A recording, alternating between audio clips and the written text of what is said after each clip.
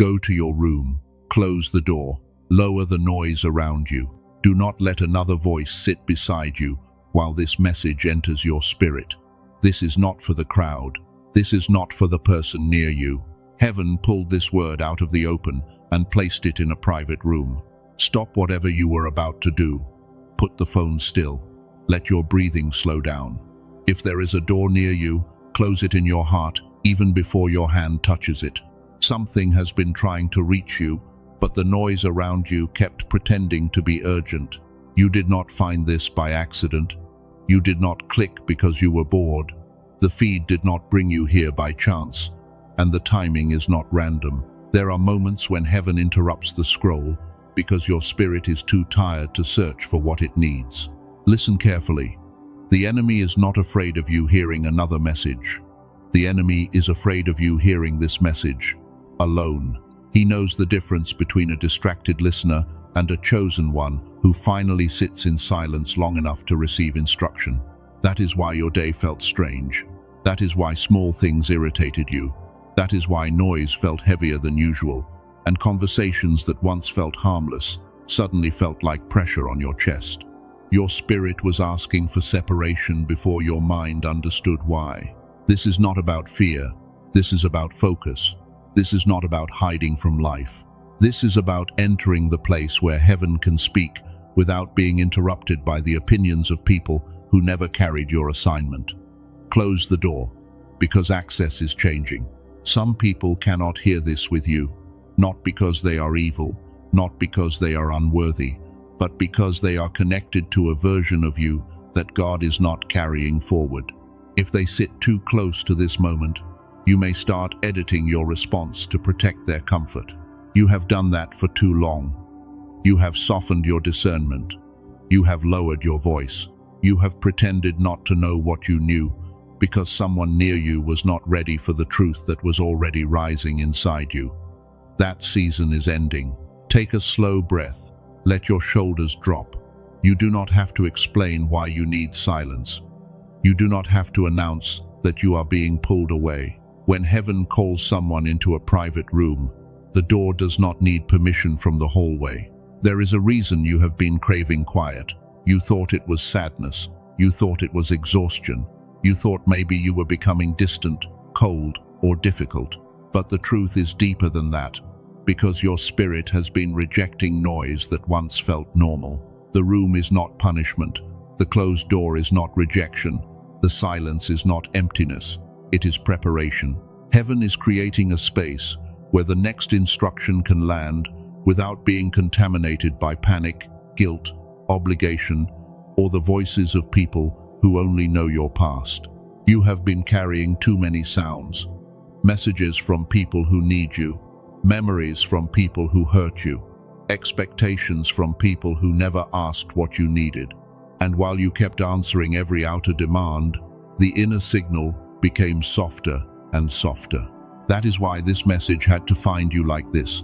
Directly, urgently, privately. There are words that cannot be dropped in the middle of noise, because noise will twist them before they reach the place they were sent to heal. Heaven is protecting the delivery. Chosen one, your sensitivity is not weakness, it is signal.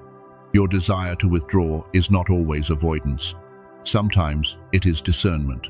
Sometimes the Holy Spirit begins by making everything around you feel too loud, so you will finally move toward the voice that is quiet and true.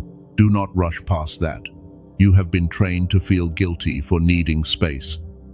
You have been trained to answer quickly, smile quickly, forgive quickly, and return quickly. But this time, heaven is not asking you to return quickly. Heaven is asking you to remain still. The door matters, not because wood has power, not because a room can save you. The door matters because your spirit needs a boundary your body can understand. And sometimes a physical act becomes the sign that something invisible has finally shifted. When you close the door, you are saying no to interruption. You are saying no to divided attention. You are saying no to the old habit of letting everyone else enter your inner room before God has finished speaking. That no is not rebellion. That no is obedience. There are people who will feel your silence and call it distance. Let them. There are people who will notice your withdrawal and call it pride. Let them. You cannot keep explaining a holy separation to people who only understand access when it benefits them. This is why the pressure increased before this message. The enemy knew you were close to a private instruction. He could not stop heaven from speaking, so he tried to fill the room before the word arrived. Noise was never the main battle. Access was the battle. You may have noticed it already. More messages, more distractions, more emotional demands, more sudden problems that made you feel responsible for everyone at once. It was as if the world started knocking the moment your soul wanted to sit quietly with God. That was not random. The enemy studies your compassion. He knows you are moved by pain. He knows you feel the emotional temperature in a room before anyone says a word. So when heaven prepares a private encounter, distraction often arrives wearing the face of someone who needs you. But not every need is your assignment. Not every urgency is your instruction. Not every crying voice is a divine call.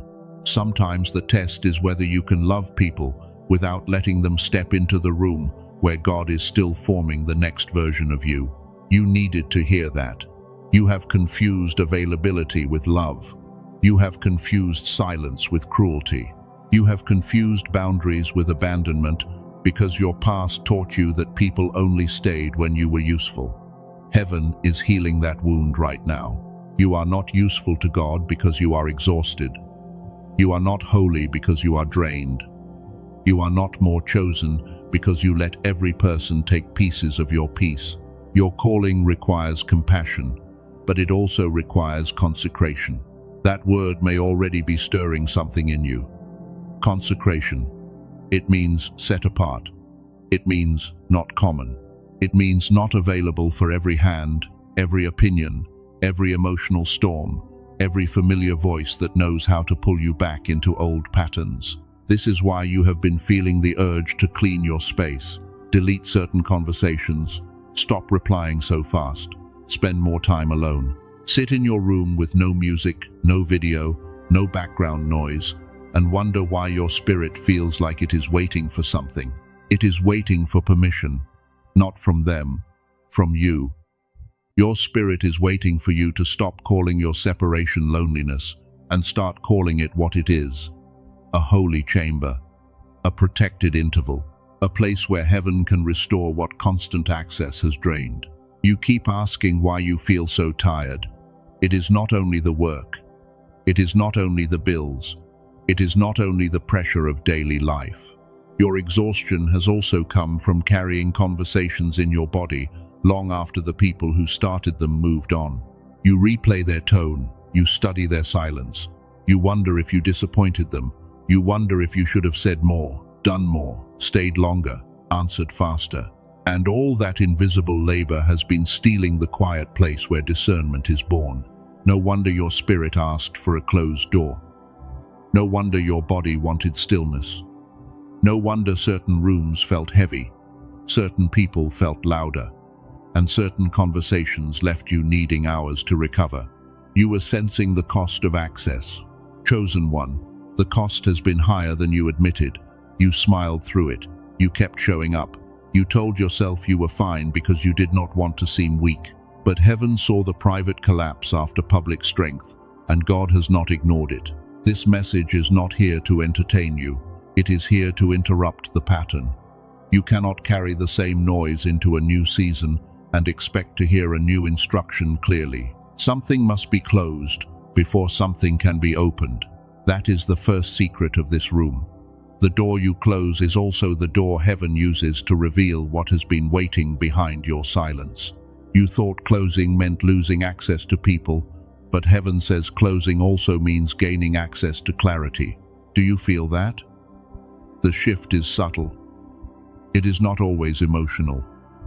It may feel like a quiet seriousness settling over you.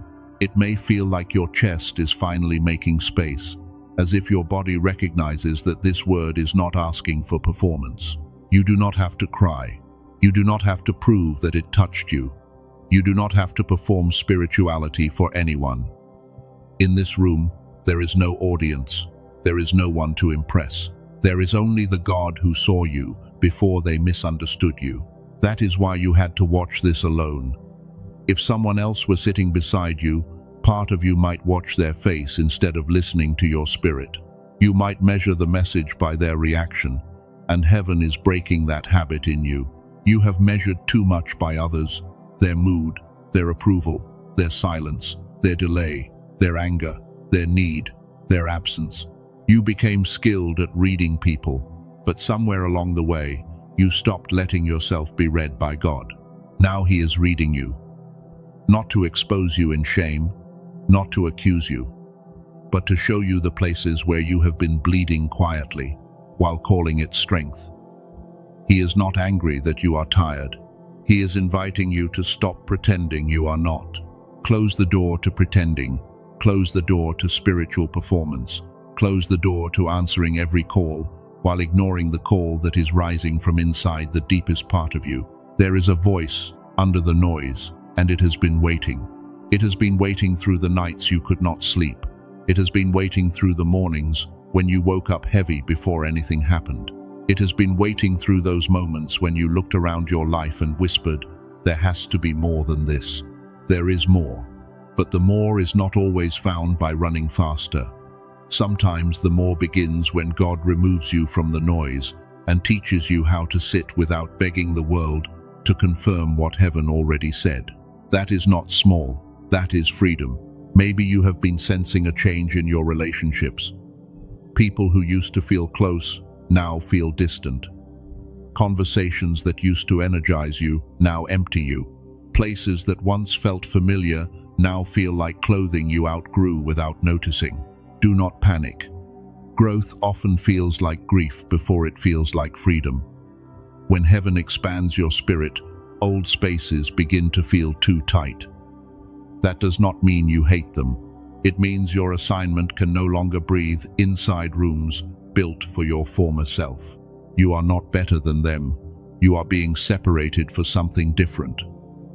Keep your heart clean. Do not turn this word into pride. The closed door is not a throne where you look down on others. It is an altar where God removes the need to be understood by them. That is a deeper healing than you think. Many of your decisions were shaped by the fear of being misunderstood. You stayed too long because leaving would look cruel. You explained too much because silence would look suspicious. You performed peace because honesty would disturb them. But God is not building your future on their interpretation. He is not asking the crowd to approve the instruction He gives in secret. The hallway may misunderstand the room, but the room does not answer to the hallway. Remember that. There is a version of you that can only be born when no one is watching. Not because it is shameful, because it is holy. Seeds grow in darkness before they break the surface, and heaven often hides what it is forming until it has roots strong enough to survive attention. You have been exposed too early before. You told people your dream, and they reduced it. You shared your hope, and they questioned it. You revealed your pain, and they used it as information instead of holding it as sacred. God saw that. This time, He is hiding the formation. This time, the instruction comes behind a closed door. This time, you will not bring everyone into the beginning of what only God has been authorized to nurture. Privacy is not secrecy when heaven commands it. It is protection. Some of you already know the exact door. You know the conversation you must not reopen tonight. You know the message you must not send. You know the person whose opinion has become louder than your obedience. You know the habit that keeps breaking your inner silence. Do not argue with what you know. Discernment rarely screams. It often arrives as a quiet knowing you keep trying to explain away. You ask for another sign, but the sign has been the heaviness you feel every time you move toward what God already told you to release. That heaviness is mercy. It is not always punishment. Sometimes God allows discomfort around the wrong door, because He knows you are loyal enough to stay in places that are killing your peace. So He lets the peace lift until you notice. You have noticed. That is why this message is landing. That is why your spirit has not left yet. Something in you recognizes the sound of instruction, even if your mind is still trying to decide whether it is safe to obey. Obedience will feel strange at first, especially for someone who survived by monitoring everyone around you, especially for someone who learned to keep peace by shrinking, especially for someone who became the emotional shelter for people who never asked if you had shelter too. But heaven is not asking you to be rude. Heaven is asking you to be rooted. There is a difference. Rudeness wounds from pride. Rootedness protects from purpose. When your door closes from obedience, it does not curse anyone outside. It protects what God is doing inside. This is a sacred correction. You are not being told to stop loving. You are being told to stop leaking. Love without boundaries becomes a drain. Compassion without discernment becomes a trap. Presence without prayer becomes performance. You were never created to be consumed. You were created to carry light. Light must be guarded when it is being refilled. Even the lamp needs oil before it burns through the night, and you have been burning while apologizing for needing oil. No more. Let that settle. You are allowed to need quiet. You are allowed to stop responding. You are allowed to pause before opening your life again. If God has called you into the room, then your first act of obedience is not explanation. It is surrender. Surrender sounds simple, but for you, it is deep. Because surrender means letting go of the role you played in everyone else. Emotional stability. It means allowing some people to be disappointed while you remain faithful to what God is saying. That is where the battle begins. Not with demons in the shadows, not with dramatic signs in the sky. The battle begins when your phone lights up, your guilt rises, and you must decide whether the closed door was a feeling or an instruction. It is an instruction. Hear that clearly. The closed door is an instruction. The quiet is an instruction. The discomfort around old access is an instruction. The sudden pull towards solitude is an instruction. Heaven has been speaking through what you kept dismissing. You asked God to speak louder, but maybe He answered by making everything else feel too loud. You asked for direction, but maybe He answered by making every wrong path feel heavier. You asked for peace, but maybe He answered by showing you what keeps stealing it. That is why you must stay. Do not leave this room yet. Do not rush to share this with someone before it finishes working inside you. Some messages lose their force when they are shared too early because the listener turns revelation into discussion. This is not discussion, this is delivery. Heaven is placing something in your hands that must be received before it is explained. Let it enter first. Let it correct you first. Let it comfort you first. Let it create a boundary inside you first. You have spent years being available. Now heaven is teaching you to be consecrated. Those are not the same. Availability says anyone can reach me if they need enough. Consecration says God decides what reaches me, when it reaches me, and whether it has the right to remain. That sentence is going to bother the old version of you. Good. The old version of you was kind, but exhausted. Loving, but unguarded. Gifted, but scattered. Anointed, but too accessible. Heaven is not destroying that version. Heaven is purifying it. The new version of you will still love deeply, but they will not confuse love with self-abandonment. They will still care, but they will not carry what God never assigned. They will still show mercy, but they will not reopen doors that heaven closed to protect the assignment. Can you sense the difference? This is not bitterness. This is maturity. This is not isolation as punishment. This is separation as preparation. You are not being pulled away because your heart failed. You are being pulled away because your hearing matters. Your hearing matters more than their opinions. Your clarity matters more than their comfort. Your obedience matters more than their access. That may sound hard to the part of you that wants everyone to feel safe with your choices, but breakthrough often begins with holy discomfort. You cannot step into a private instruction with a public addiction to approval.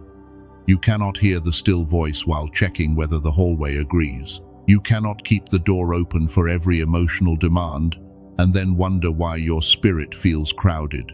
This is the diagnosis. Your spirit is crowded. Your mind is crowded. Your body is tired because it has been living like a room with no door, no lock, and no sacred order.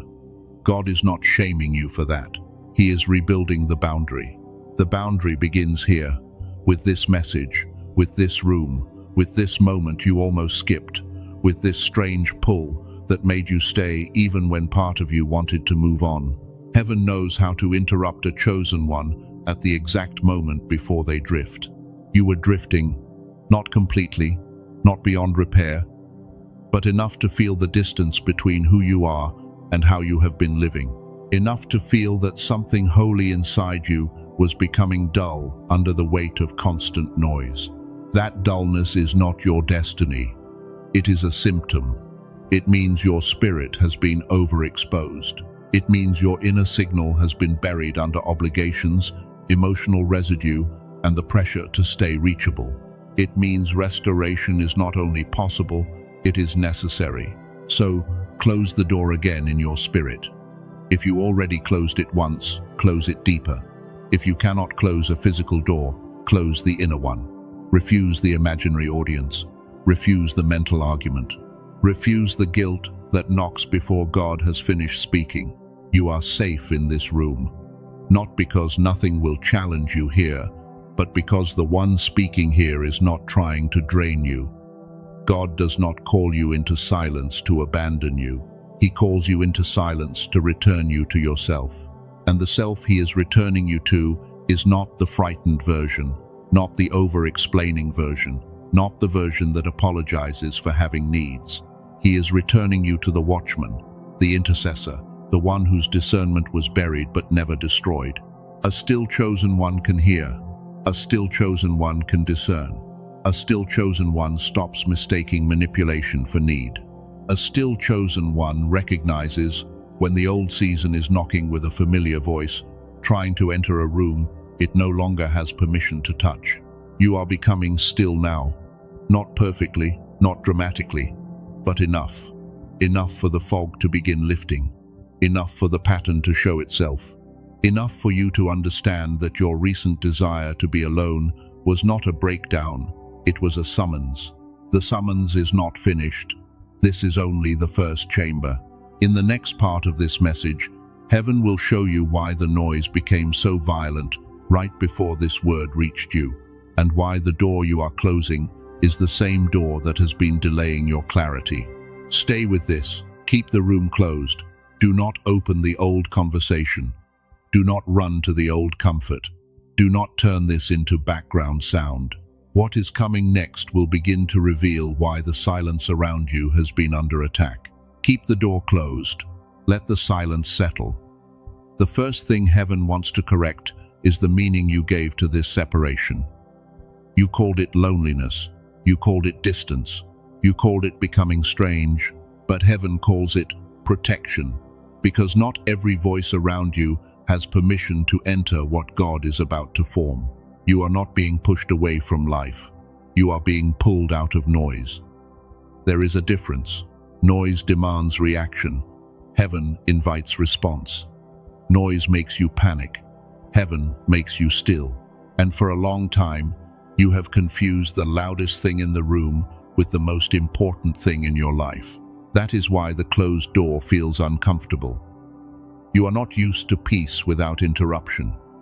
You are not used to silence without guilt. You are not used to choosing God first without immediately wondering who might feel ignored, rejected, or disappointed by your obedience. But this is the reframe.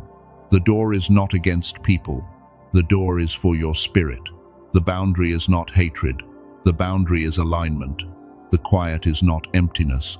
The quiet is where the true signal becomes strong enough for you to recognize it again. You have been living inside too many signals. Every message on your phone became a signal. Every change in someone's mood became a signal. Every silence from someone you care about became a signal. Every memory, fear, and unfinished conversation kept speaking until your own spirit became hard to hear. That is why heaven had to interrupt you. You were not just tired, you were spiritually overcrowded. Your inner room had become full of voices that never asked permission to enter, and many of them stayed because your compassion did not know how to say enough. Now listen with your whole spirit. A closed door is not the same as a closed heart. A closed door can protect an open heart from being torn apart by every demand that knocks. God is not trying to make you cold. He is teaching you how to remain tender without remaining exposed. Some of you have been open for years, open to every crisis, open to every apology, open to every return, open to every person who knew which emotional button to press. You thought that openness made you holy, but heaven says some of that openness became a wound. You did not mean for it to happen. You were trying to be good. You were trying to be understanding. You were trying to be the safe person you never had. But while you became safe for everyone else, you stopped being safe inside your own soul. That is why this room matters. This room gives your soul back to you. This room interrupts the pattern of being reachable by everyone, except the one who called you. This room says your peace is no longer public property, and your assignment is no longer managed by guilt. There is something I need to name early, but only gently. Do not let this break the flow. There is a tool I will explain more deeply later, because it connects to the very thing heaven is restoring in you right now. It is called the Genius Song. It is a 7-minute audio created to help support the brain as it returns toward the gamma state, the place connected with clarity, intuition, flow, and those sudden inner knowings that feel like heaven touching your awareness. If your spirit recognizes that, the link is in the description and pinned comment. But stay here, do not rush ahead. The tool only matters if you understand the season. You do not need another object to chase. You need to understand why your signal was buried, why your sensitivity became heavy, and why God is calling you into silence before the next door opens. The reason this matters is simple. Heaven is not only closing noise outside of you, heaven is also restoring order inside of you. The outer door and the inner signal are connected because a crowded spirit cannot receive a precise instruction without turning it into fear. You have felt that before. A thought came from somewhere deep. You knew what you needed to do. You knew who you needed to stop chasing. You knew what was draining you. But before the knowing could become obedience, noise arrived and turned clarity into confusion. That is how delay was formed. Not because heaven stopped speaking, not because you were abandoned, not because you were unworthy. Delay often came because the instruction was pure when it arrived, but it passed through too much noise before you acted on it. You asked for confirmation, then asked again. You felt peace, then doubted it. You received a warning, then excused the person. You sensed the door closing, then reopened it because guilt sounded like compassion. That cycle has been expensive. This is why God is not only giving you a word, He is giving you a boundary around the word. He is saying, do not let this instruction travel through the old hallway. Do not carry it back to the same voices that taught you to doubt what you heard. The door was protection all along. It protected Noah from the flood outside. It protected the prayer closet from the applause of people. It protected the upper room until fire came. It protected the hidden place where God could speak without the crowd turning revelation into noise. You are entering that kind of place. Not because you are special in a prideful way, you are special in an assigned way. Your life carries weight. Your obedience affects more than your mood. Your clarity affects your bloodline, your atmosphere, and the people heaven will send when you are ready. That is why the enemy fights your quiet. He does not always fight you with obvious darkness. Sometimes he fights you with invitations. He fights you with emotional urgency. He fights you with old names, old memories, and old patterns that knock right when your soul begins to settle. You have called some of those knocks coincidence. They were not. Have you noticed how certain people return when you are almost clear? Have you noticed how drama rises when you are almost peaceful? Have you noticed how your phone demands attention when your spirit finally starts breathing? That pattern is not random. It is warfare through interruption. The enemy knows you are not easily destroyed, so he tries to keep you divided. A divided chosen one still looks strong on the outside, but inside, their discernment becomes scattered across too many emotional battlefields. This is where heaven is reclaiming you, not by giving you a louder life, by giving you a cleaner one, not by adding more voices, by removing false voices, not by making everyone understand you, by teaching you to stop needing understanding before you obey. Let that confront you gently. You have delayed too many instructions while waiting for someone else to agree. You waited for their face to soften. You waited for their words to bless what God already confirmed. You waited for the hallway to approve the room. But the hallway cannot approve what it was never allowed to hear. Some people only know the public version of your calling. They know your kindness. They know your availability. They know your ability to endure. But they do not know the private fire God placed under your obedience. They cannot confirm what they cannot carry. That is not an insult. It is discernment. You do not ask someone outside the assignment to interpret the assignment. You do not hand your private instruction to someone who benefits from your confusion. This is why the closed door feels like a holy refusal. It refuses the old system. It refuses the old access. It refuses the belief that love means staying open to everything. Heaven is not asking you to hate people. Heaven is asking you to stop letting people become louder than God. You have a sound inside you that has been muted. It is not gone. It is covered. Covered by obligation. Covered by survival. Covered by fear of being called selfish. Covered by the exhaustion of carrying everyone's feelings while pretending yours did not matter. But when the room becomes quiet, that sound rises. It starts small, a knowing, a pull, a wordless certainty, a sense that something must end and something else is already waiting. That is the voice beneath the noise. That is why silence has felt both scary and sacred. You are not afraid of silence itself. You are afraid of what silence might reveal. Silence might show you the relationship you already outgrew. Silence might show you the habit that keeps stealing your clarity. Silence might show you that your next step requires courage, not more confirmation. This is why you kept filling the room. A video in the background, a message thread open, a task unfinished, a person to fix, a worry to rehearse, anything to avoid the clean mirror of quiet. But God did not bring you here to shame you for that. He brought you here to show you that avoidance was not your identity. It was your protection system. You learned it in pain. You learned to stay busy, so feelings could not catch you.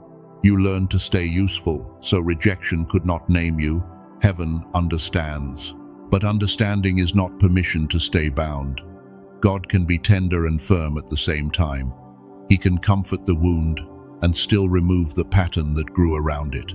He can hold your heart while asking you to close the door that kept reopening the wound. That is happening now.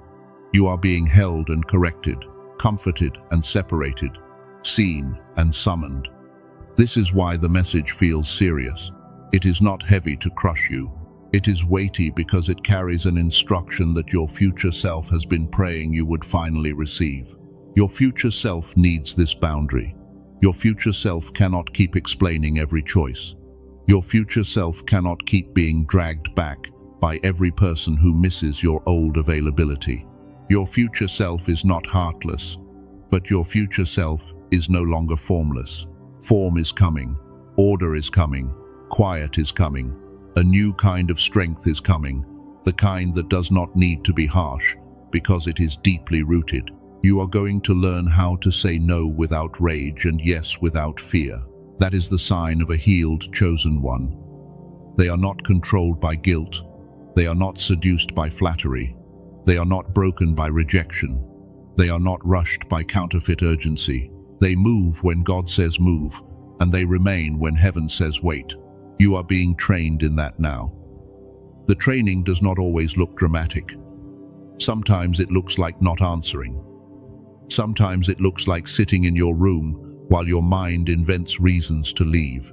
Sometimes it looks like breathing through guilt until obedience becomes stronger than panic. Stay with that. Guilt is not always conviction. Guilt can come from old programming. Conviction brings you closer to God. Guilt makes you perform for people. Conviction gives clarity. Guilt creates confusion. Conviction leads to repentance. Guilt leads to self-abandonment. You need to separate those voices. That is another reason for the room. Outside, everything blends together. Inside, God teaches you distinction. This is not just quiet. This is discernment training. This is where you learn which voice heals and which voice hooks. Some voices hook you through pity, some hook you through nostalgia, some hook you through fear, some hook you through false responsibility. They do not always sound evil. Sometimes they sound familiar. Sometimes they sound like love, but leave you spiritually exhausted every time you obey them.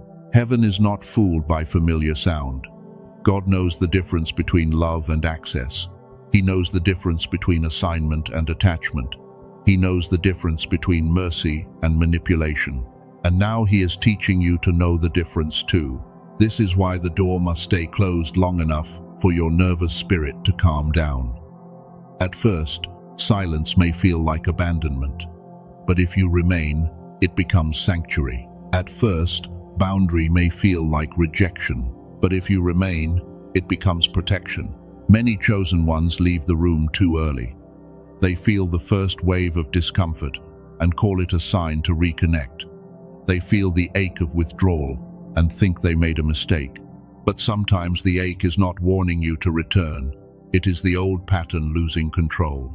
Do not return just because peace feels unfamiliar. Do not reopen the door just because quiet exposes your restlessness. Do not mistake withdrawal from chaos for lack of love. Your system is learning a new rhythm, and new rhythms often feel strange before they feel safe. You have lived in alarm so long that peace feels suspicious. You have lived in emotional labor so long that rest feels irresponsible.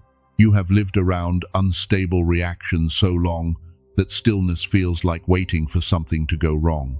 But peace is not a trap. Rest is not a failure. Stillness is not laziness. The room is teaching your body that it does not have to keep scanning every face, every tone, every delay, and every silence in order to survive. This is a deep healing. It reaches farther than this moment. It reaches into childhood. It reaches into the times you had to read the room before you could relax. It reaches into the moments when love felt conditional, and you learned to become whatever kept people calm. God is visiting that place, gently, thoroughly. He is not only speaking to the adult who needs direction, He is speaking to the younger part of you that learned to keep the door open because closed doors once felt dangerous. Now the door is different. This door is not isolation as punishment. This door is separation by God. This room is not where you are forgotten.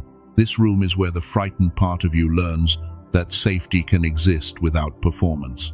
You are safe without explaining. You are safe without fixing. You are safe without being available. You are safe when nobody claps. You are safe when nobody understands. You are safe when the old voice says, "Come back," and your spirit says, "Not this time." That is a miracle. It may not look like one from the outside, but heaven counts it. When a chosen one who once lived for approval sits in silence and obeys God without an audience, a chain breaks in the unseen realm. A chain breaks in your family line. A chain breaks in your nervous system. A chain breaks in your old identity. The person who always ran back to make everyone comfortable begins to stand still, and that stillness becomes a spiritual announcement. It announces that access has changed. It announces that manipulation will not work the same way. It announces that guilt cannot drive the vehicle anymore. It announces that the voice of God has become more valuable to you than the fear of being misunderstood. This is the beginning of authority. Not loud authority, not arrogant authority, quiet authority. The kind that can sit in a room alone and not feel abandoned. The kind that can close a door and not feel cruel. The kind that can wait for God and not beg the crowd. You were built for that, even if you forgot. Even if the world trained you to scatter your attention everywhere. Even if survival made you hyper-aware of everyone around you. Beneath all of that, there is a watchman still alive inside you. The watchman does not panic at every sound. The watchman listens. The watchman discerns. The watchman does not open the gate because someone knocks loudly. The watchman asks who sent you, what spirit moves you, and whether this access agrees with the assignment. That is who you are becoming again. A guarded vessel, a clear listener, a holy responder, not a frantic helper, not a spiritual sponge, not a person whose entire day can be hijacked by the mood of someone who has not submitted their own heart to God. That may feel strong. Let it. Strength is not the enemy of compassion. Strength is what keeps compassion clean. Without strength, compassion becomes a doorway for every unhealed person to enter and rearrange your peace. With strength, compassion becomes wise. This wisdom is arriving now. It is arriving through discomfort. It is arriving through silence. It is arriving through the strange command to watch this alone. Heaven knew that if you heard this in public, you would soften it. If you heard it alone, you might finally receive it. Receive this. The door is protection. The quiet is instruction. The separation is mercy. The delay was not proof that God forgot you. The delay was often the result of too much noise around an instruction that needed a clean place to land. Now the clean place is being made. Not perfectly, not all at once, but truly. Every minute you stay present, the room becomes clearer. Every time you resist the urge to run back into noise, the signal strengthens. Every breath becomes a small act of obedience. You are not behind, you are being gathered. Scattered things are being called back. Your attention is being called back. Your discernment is being called back. Your peace is being called back. Your inner authority is being called back from every place where you left pieces of yourself. There were places where you left your peace because you wanted closure. There were people who still hold pieces of your attention because you kept rehearsing what they did. There were doors you never fully closed because a part of you feared there would be nothing new on the other side. But heaven says, there is new. There is more than new. There is clean. There is ordered. There is a kind of life that does not require you to betray your spirit to keep connection. There is a kind of love that does not punish you for obeying God. You need to believe that. Toxic access can make freedom feel lonely. Familiar chaos can make peace feel empty.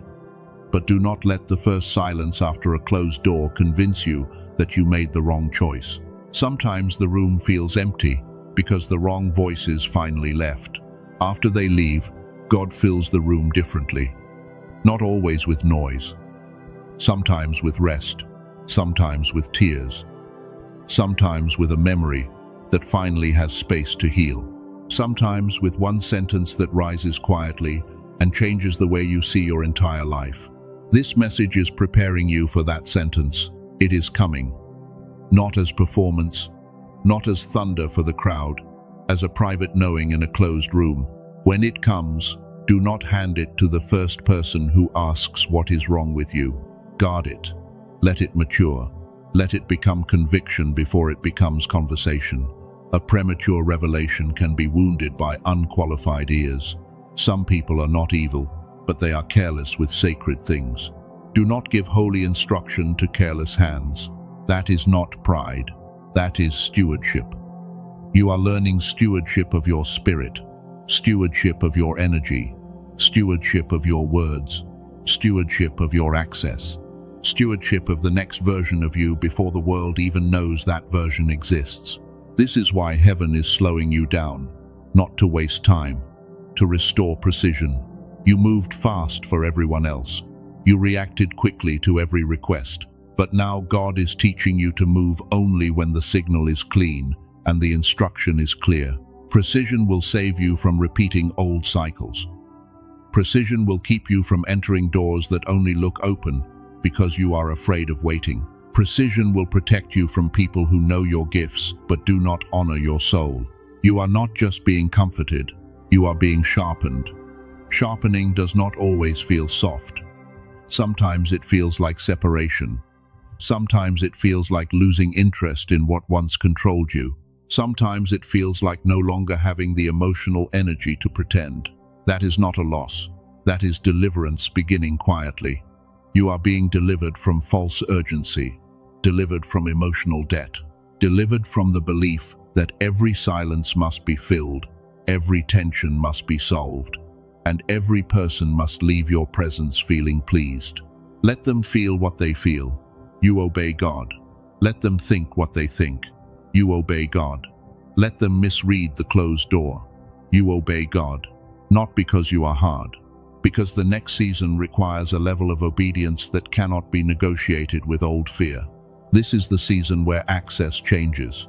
Who speaks into you changes. What you consume changes. What you answer changes. What you tolerate changes. The version of you that survived by being reachable is giving way to the version of you that lives by divine order. Divine order may feel quiet, but it is powerful.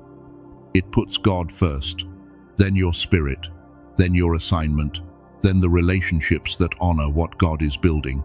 It does not let chaos sit on the throne and call itself love. That is what the old pattern did. Chaos sat on the throne. Every one need became a command. Every one mood became a weather system inside your body. Every one disappointment became a verdict. You did not live. You adjusted. Heaven is ending the constant adjustment. You are not here to spend your life bending around the immaturity of people who refuse to heal. You are not here to make your calling small enough for insecure people to feel tall beside it. You are not here to apologize for being set apart, but keep humility. This word is not permission to despise anyone. It is permission to stop despising yourself through over-access. It is permission to love without surrendering your inner room. It is permission to walk gently while still letting the door remain closed. That is the balance. Gentle but guarded, kind but clear, compassionate but consecrated, present but not possessed, open to God but not open to every spirit, willing to serve but unwilling to be drained by assignments heaven never gave. You have prayed for clarity. This is part of the answer. Clarity does not always arrive as a new idea. Sometimes clarity arrives as a closed door. Sometimes it arrives as a lack of desire to return. Sometimes it arrives as peace after you stop explaining. The next time you feel guilty for choosing silence, ask one question. Is this guilt leading me toward God or back into bondage? That question will expose many false voices. True conviction draws you into alignment. False guilt drags you back into access that God already restricted. You are allowed to test the voice. You are allowed to pause. You are allowed to say, "Not now." You are allowed to let a message wait. You are allowed to protect the first clean signal you have felt in months, even if someone else does not understand the timing. This is your life under God, not under panic, not under the mood of the room, not under the fear of being unfollowed, misunderstood, or replaced. Under God, under heaven, under the instruction that comes when the door is closed and the Spirit is finally listening. The deeper truth is this: the room is revealing your addictions, not drugs, not obvious addictions. The addiction to being needed, the addiction to being approved, the addiction to checking, the addiction to explaining, the addiction to having noise nearby so you never have to feel alone with truth. Do not be ashamed. Many chosen ones carry these hidden addictions because their gifts made them useful before they were healed. People praised what drained them. People loved what exhausted them. People rewarded the version of them that never needed anything back. Now God is healing the useful version. He is not taking your gift. He is saving the vessel. He is not ending your compassion. He is removing the compulsion. He is not closing your heart. He is closing the unauthorized doors that kept bleeding your heart dry. That is mercy. strong mercy, holy mercy. The kind of mercy that does not always feel soft in the beginning, because it has to cut you free from things you defended for years. But after the cut, breathing returns. You will breathe differently after this season. You will not wake up with every person already sitting on your chest. You will not carry conversations that God never asked you to finish. You will not confuse being alone with being abandoned. You will know the room is a gift, and in that room, your signal will return. The inner knowing, the clean yes, the holy no, the peace that does not need applause, the warning that comes before evidence, the courage to move before everyone understands, the ability to stay still while heaven works unseen. This is what the enemy feared. Not your noise, not your public strength, not your image. He feared your private clarity. He feared the moment when you would close the door, stop performing, stop reacting, and let God tell you the truth without interference. That moment is here. The truth is coming closer. In the next part, heaven is going to reveal the hidden agreement that kept the door open for too long. You may feel it before you hear it. Stay steady. This is where the pattern begins to break. Do not open the door yet. Do not reach for the old distraction. Do not turn this into background sound. The silence you protected is about to expose the one agreement that made you confuse love with access, compassion with obligation, and delay with destiny. Keep the door closed. This is where the message becomes sharper. Heaven has comforted you, but now heaven must confront what has been quietly controlling the room. The problem was not only noise around you. The deeper problem was the agreement you made with noise when silence began to feel unsafe. You did not sign that agreement with words. You signed it through patterns. You signed it every time you answered from guilt. You signed it every time you reopened a door God had already made heavy. And every time you obeyed fear instead of peace, the old agreement gained strength. The agreement said, if someone needs me, I must respond. The agreement said, if someone misunderstands me, I must explain. The agreement said, if someone is upset, I must fix it. And slowly, your life became a room where everyone could enter except the voice of God. That is the hidden blocker. Not lack of calling, not lack of prayer, not lack of love. It was an agreement with access. You kept giving access to voices, memories, people, duties, and fears that were never assigned to sit in the room where heaven was trying to speak. This may sting. Let it sting cleanly. You were not only attacked by noise, you also protected the noise because it gave you a role.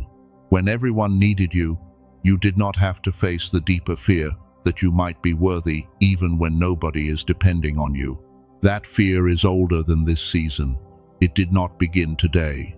It began in moments when love felt connected to usefulness, when peace depended on how well you managed another person's mood, and when being needed felt safer than simply being seen. So you became needed. You became available. You became the one who understood. You became the one who stayed. You became the one who could take the weight. And people praised your strength while heaven watched your spirit bend under loads you were never told to carry. Now heaven is asking the question you avoided. Who are you when you are not fixing anyone? Who are you when no one is clapping for your sacrifice? Who are you when you are alone in a room and God is not asking you to perform, rescue, explain, or prove? That question is the door. Many people want breakthrough, but they do not want this question. They want God to open the next season while they keep the old agreement alive. But a new season cannot be built on the belief that your value depends on being endlessly available. Hear this clearly. You are not more chosen because you are drained. You are not more spiritual because you are exhausted. You are not more faithful because you never say no. Sometimes the most anointed word in a season is not yes. Sometimes it is enough. Enough access, enough explaining, enough apologizing for discernment, enough confusing compassion with assignment, enough calling it love when it is really fear of being rejected, enough returning to doors that only open when you abandon your own peace. This is not cruelty. This is correction.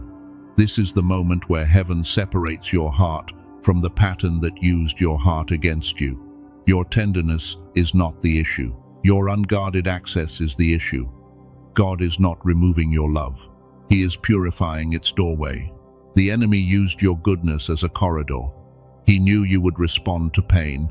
He knew you would pause for tears. He knew you would question yourself if someone accused you of changing. So he sent confusion through the very places where your compassion was strongest. That is why the attacks often looked like need. That is why the distractions often sounded emotional. That is why the pressure often came from familiar places. The enemy did not need to convince you to stop believing in God. He only needed to keep you too busy to hear him clearly. You must see it now. There were days when the instruction was already clear, but one message pulled you back into old confusion. There were nights when peace had almost settled, but one memory made you reopen a door that had finally begun to close. This is not just about people. This is also about inner voices. There is a voice in you that says, "If I rest, I am selfish." There is a voice that says, "If I stop explaining, they will leave." There is a voice that says, "If I choose God first, someone will punish me." That voice is not the Holy Spirit. That voice is an old survival pattern wearing religious clothing. It sounds responsible, but it leads to exhaustion. It sounds humble, but it keeps you small. It sounds loving, but it always demands that you betray your inner witness. The hidden agreement must break, not later, not when everyone understands, not when the hallway becomes quiet. It must break here, in this room, while your spirit is still sensitive enough to recognize the chain that has been disguised as loyalty. You were loyal to people who were not loyal to your healing. You were loyal to patterns that did not protect your purpose. You were loyal to roles that made you useful but not whole. And heaven is not condemning you for that, but heaven is calling you out of false responsibility, out of emotional debt, out of the fear that a closed door means a closed heart, out of the belief that you must stay reachable to prove you are loving, out of the lie that your peace is less important than their access. This is where the old version of you starts trembling, because the old version does not know how to be loved without being needed. The old version does not know how to rest without guilt. The old version does not know how to let someone be disappointed without rushing to repair the feeling. Let that version tremble. It is not dying as punishment, it is being released as mercy. The part of you that kept everyone comfortable was trying to protect you, but it also kept you from the full weight of your assignment. Your assignment needs a cleaner yes. Your assignment needs a stronger no. Your assignment needs a heart that can love without leaking. Your assignment needs a spirit that can hear God without asking every wounded person in your life to confirm the instruction. Moses could not take the crowd into every encounter. Elijah could not hear the still voice while chasing every storm. Samuel had to learn the sound of the call in the quiet. Even Jesus withdrew from the crowd, not because he lacked love, but because love without communion becomes depletion. So, why do you think you can carry everyone into the room? Why do you think you must be more available than wisdom allows? Why do you think God is honored when you keep ignoring the weight in your spirit just to keep someone else from feeling uncomfortable? This is the confrontation. You did not only fear losing people, you feared meeting the version of yourself who no longer needs their permission, because that version is powerful, that version is clear. That version cannot be controlled by delayed replies, silent treatment, guilt, or emotional storms. That version scares the old pattern. It also scares the people who benefited from your confusion. They may not know how to name it, but they can feel when your access changes. They can feel when you stop bending. They can feel when your yes is no longer automatic. Do not let their discomfort become your direction. Their reaction is not your compass. Their disappointment is not your prophecy. Their confusion is not your confirmation. When God gives a private instruction, you must stop treating public reaction as a judge. This is why you had to watch alone. If someone were beside you right now, you might protect them from the truth. You might hear this and immediately soften it. You might think, this does not apply to them, while your spirit knows exactly which door heaven is naming. Alone, you cannot hide behind their face. Alone, you cannot edit the conviction. Alone, you cannot pretend the weight in your chest is only emotion. Alone, the truth has room to stand in front of you and ask for obedience. And here is the truth. You have known for longer than you admitted. You knew the door was wrong. You knew the conversation kept draining you. You knew the old connection pulled you backward. You knew the familiar pattern was not love anymore, but attachment mixed with fear. You knew. That is why every return felt heavier. That is why every yes felt smaller. That is why every explanation felt like pouring water into sand. The peace did not leave because God left. The peace lifted because you were standing near a door heaven had already closed. The agreement made you call that heaviness sacrifice. Heaven calls it warning. The agreement made you call that exhaustion loyalty. Heaven calls it leakage. The agreement made you call that confusion humility. Heaven calls it double-mindedness, created by too many voices. This is not to shame you. Shame pushes you down. This word is pulling you upright. Shame says, you failed. Heaven says, you learned a pattern in pain, and now I am strong enough in you to break it without destroying your heart. Let your heart stay soft, but let the door stay closed. That is the maturity. A soft heart does not require an open door to everything. A soft heart can bless someone from a distance. A soft heart can forgive without returning to the cage. Forgiveness is not always re-entry. Mercy is not always access. Love is not always proximity. Peace is not always agreement. Sometimes, the most faithful thing you can do is stop giving a sacred seat to a voice that keeps leading you away from obedience. You need that sentence. Stop giving a sacred seat to an unauthorized voice. Your inner room has seats. Your attention is a seat. Your imagination is a seat. Your emotional energy is a seat. Your decision-making is a seat. Not every voice gets to sit there. For too long, people who did not carry your calling sat in places of influence. They may not have used a title. They may not have asked directly, but their mood shaped your choices, their opinions shaped your timing, and their reactions shaped your courage. That is over. Not because you are becoming hard, because you are becoming clear. Clarity feels like rebellion to people who benefited from your fog. Peace feels like distance to people who were used to entering without knocking. Let them feel distance. Let them notice change.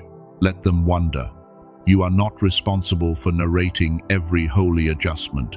Some changes must be lived before they are explained, because explanation too early invites negotiation, and this is not negotiable. Your next season cannot be negotiated with the fear that delayed your current one. Your calling cannot be negotiated with the guilt that drained your past one. Your obedience cannot be negotiated with people who only support you when your growth does not inconvenience them. There is a reason heaven is speaking so firmly.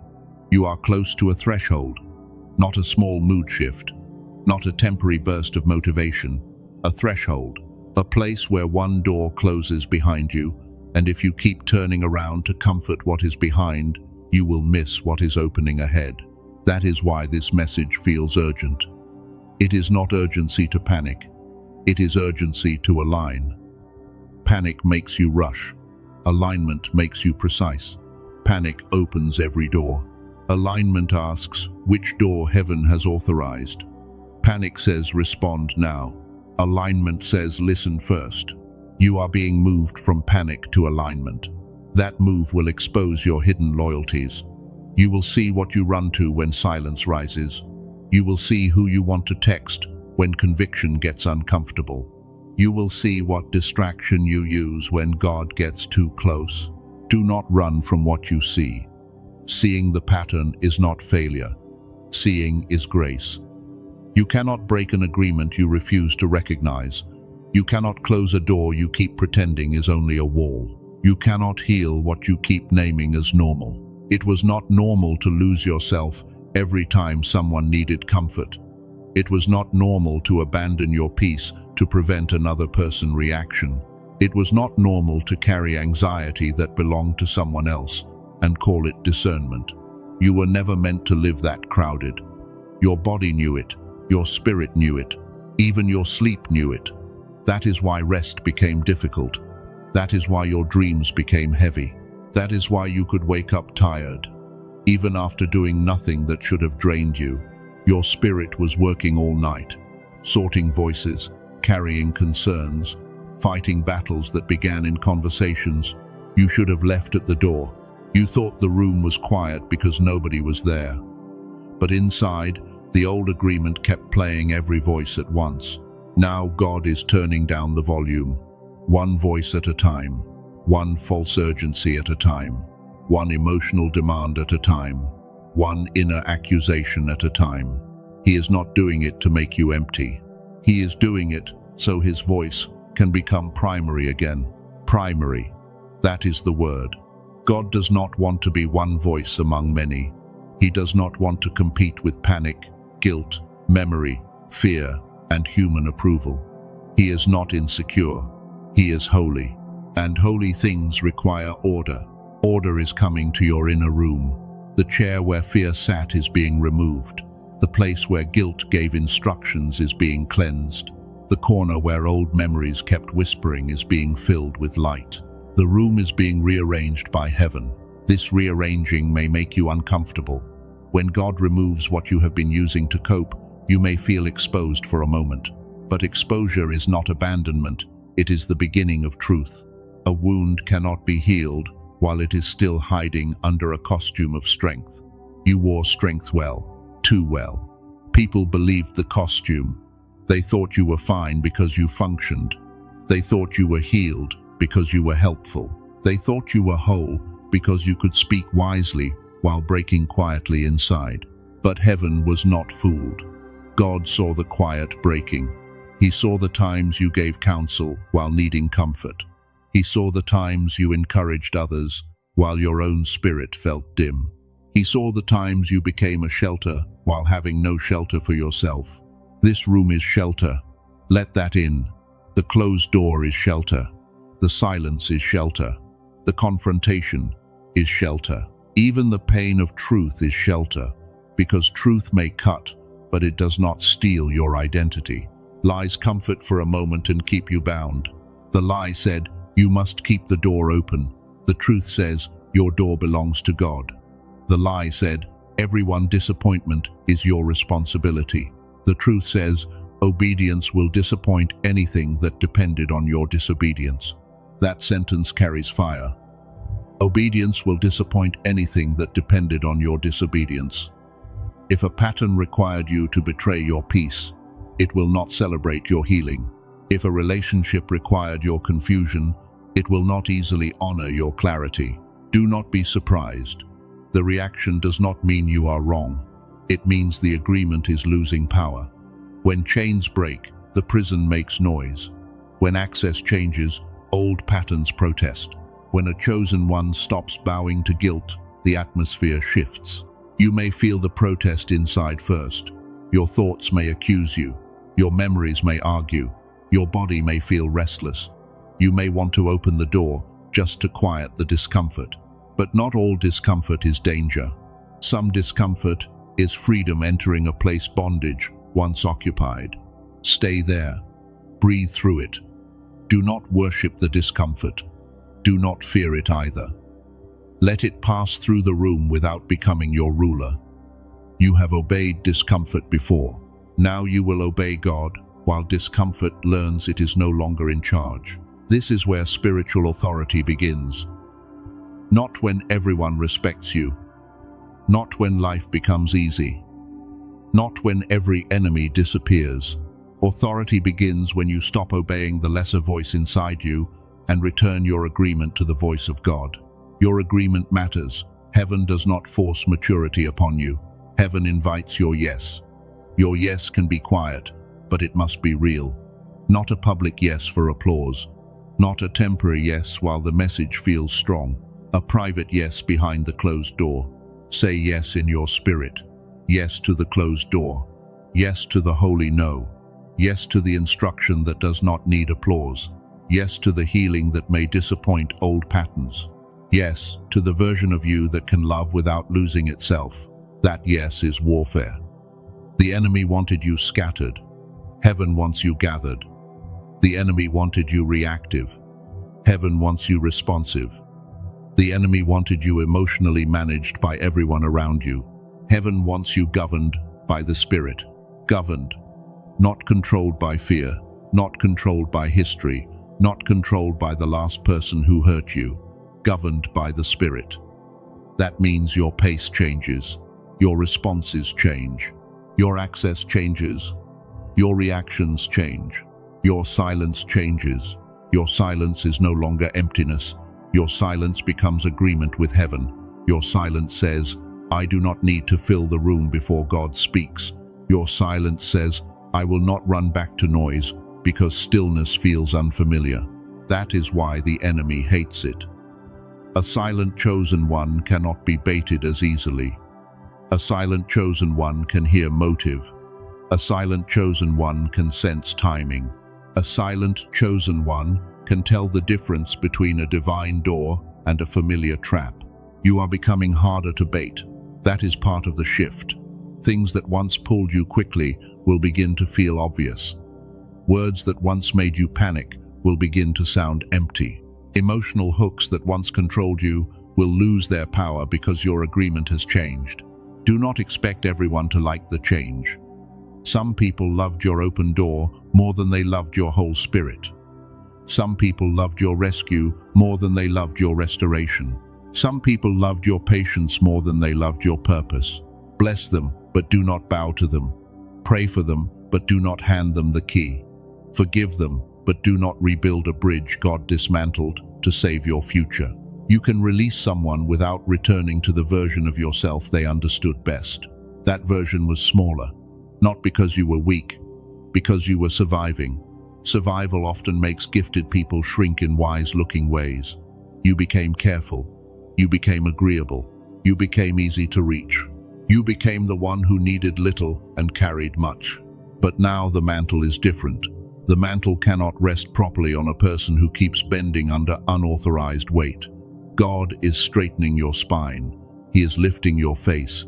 He is teaching you that humility is not the same as making yourself available for misuse. Humility says, God is source. Fear says, people are source. Humility bows to truth. Fear bows to reaction. Humility serves from overflow. Fear serves from panic. You are leaving fear dressed as humility and returning to humility anchored in God.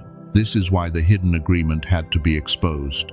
If it stayed hidden, you would have called bondage loyalty for another year. You would have called anxiety discernment. You would have called over access love. You would have called delayed obedience patience. No more misnaming. Call the thing by its name. If it drains your obedience, it is not divine peace. If it requires self-abandonment, it is not holy love. If it makes you smaller every time you answer it, it is not your assignment. This may name a relationship. It may name a habit. It may name a fear. It may name a version of faith that made you passive instead of surrendered. Whatever it names, do not rush to defend it. Defense is often the first reflex of an agreement that is afraid of being broken. Let God name it. Let the room become honest. You do not have to announce the name out loud. Your spirit knows. Heaven knows. The point is not public exposure. The point is private liberation. There is a holy moment when a chosen one stops lying to themselves. It may not look dramatic, no one may see it. But in the unseen realm, something shifts. The old contract loses ink. The false voice loses authority. The door that felt impossible to close begins to move. That is happening now. It may feel small. It is not small. Every private yes carries consequence. Every hidden no to a false pattern becomes a seed of public freedom later. God builds visible deliverance from invisible obedience. Do you understand why you could not watch this with everyone around you? This moment required privacy because your old self would have hidden in company. It would have turned revelation into humor, discomfort into distraction, and conviction into something to discuss later. But there is no later for this part. There is now. There is this room. There is this door. There is this truth. The agreement has been named, and once heaven names something, you cannot unknow it without choosing to return to the fog. Do not return to the fog. The fog cost you too much. It cost you sleep. It cost you clarity. It cost you years of second guessing. It cost you peace in rooms where you should have felt safe.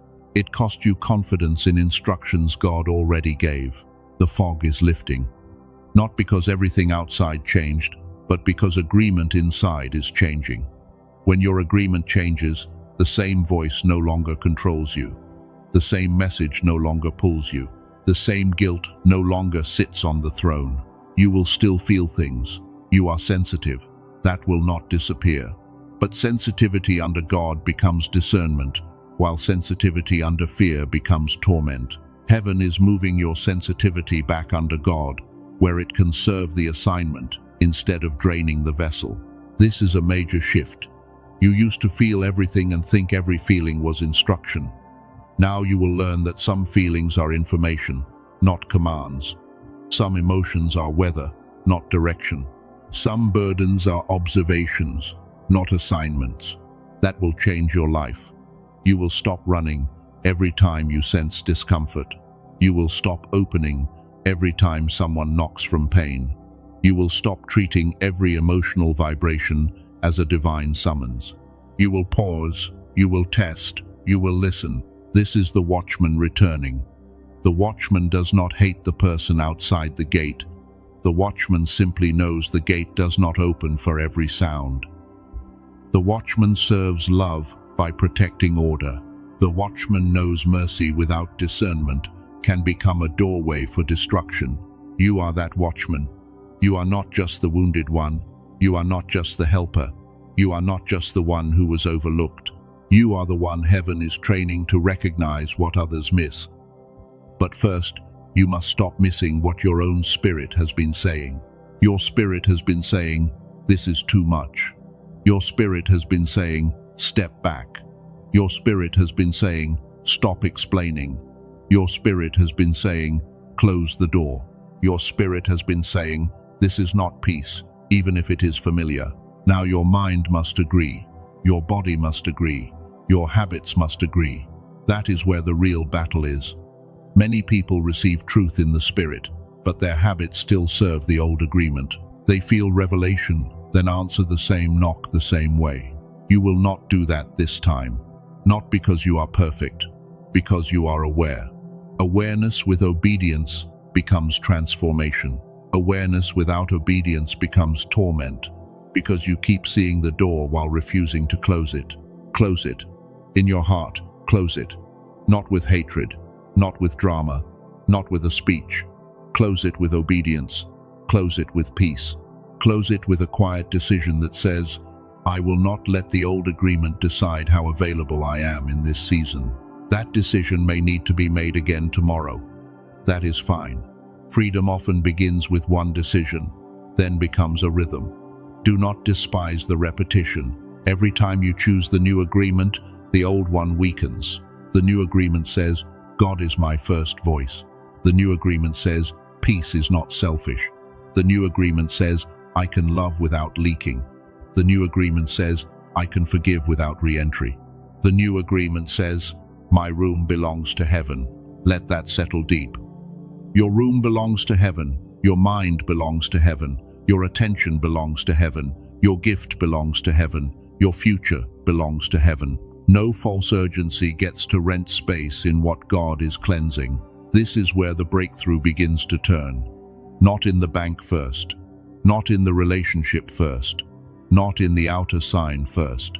It turns in the hidden room, when the agreement changes and the old access loses its spiritual contract. Many people want the outer blessing without the inner severing. But if the old agreement remains, the new blessing will be handled by the old pattern. You would receive more and still leak more. You would gain opportunity and still seek permission from fear. God loves you too much for that. He is not just bringing you into more. He is making you capable of carrying more without losing yourself. That is why this confrontation is mercy. It is preparing the vessel before the increase arrives. Do not despise preparation. David was anointed before he was crowned. Moses was hidden before he was sent. Joseph was formed in places that looked like delay. Hidden seasons are not wasted when God is building a person who can carry visible responsibility. Your room is a hidden season in miniature. Right now, no crowd sees this. No one may know you are listening. No one may know that something in you is breaking and forming at the same time. But heaven sees, and heaven records private obedience. This is why you cannot leave yet. The message is entering the place where the old agreement lived. If you leave now, you may feel stirred, but not changed. Stirring is not enough. You need the root exposed, touched, and surrendered. The root is fear.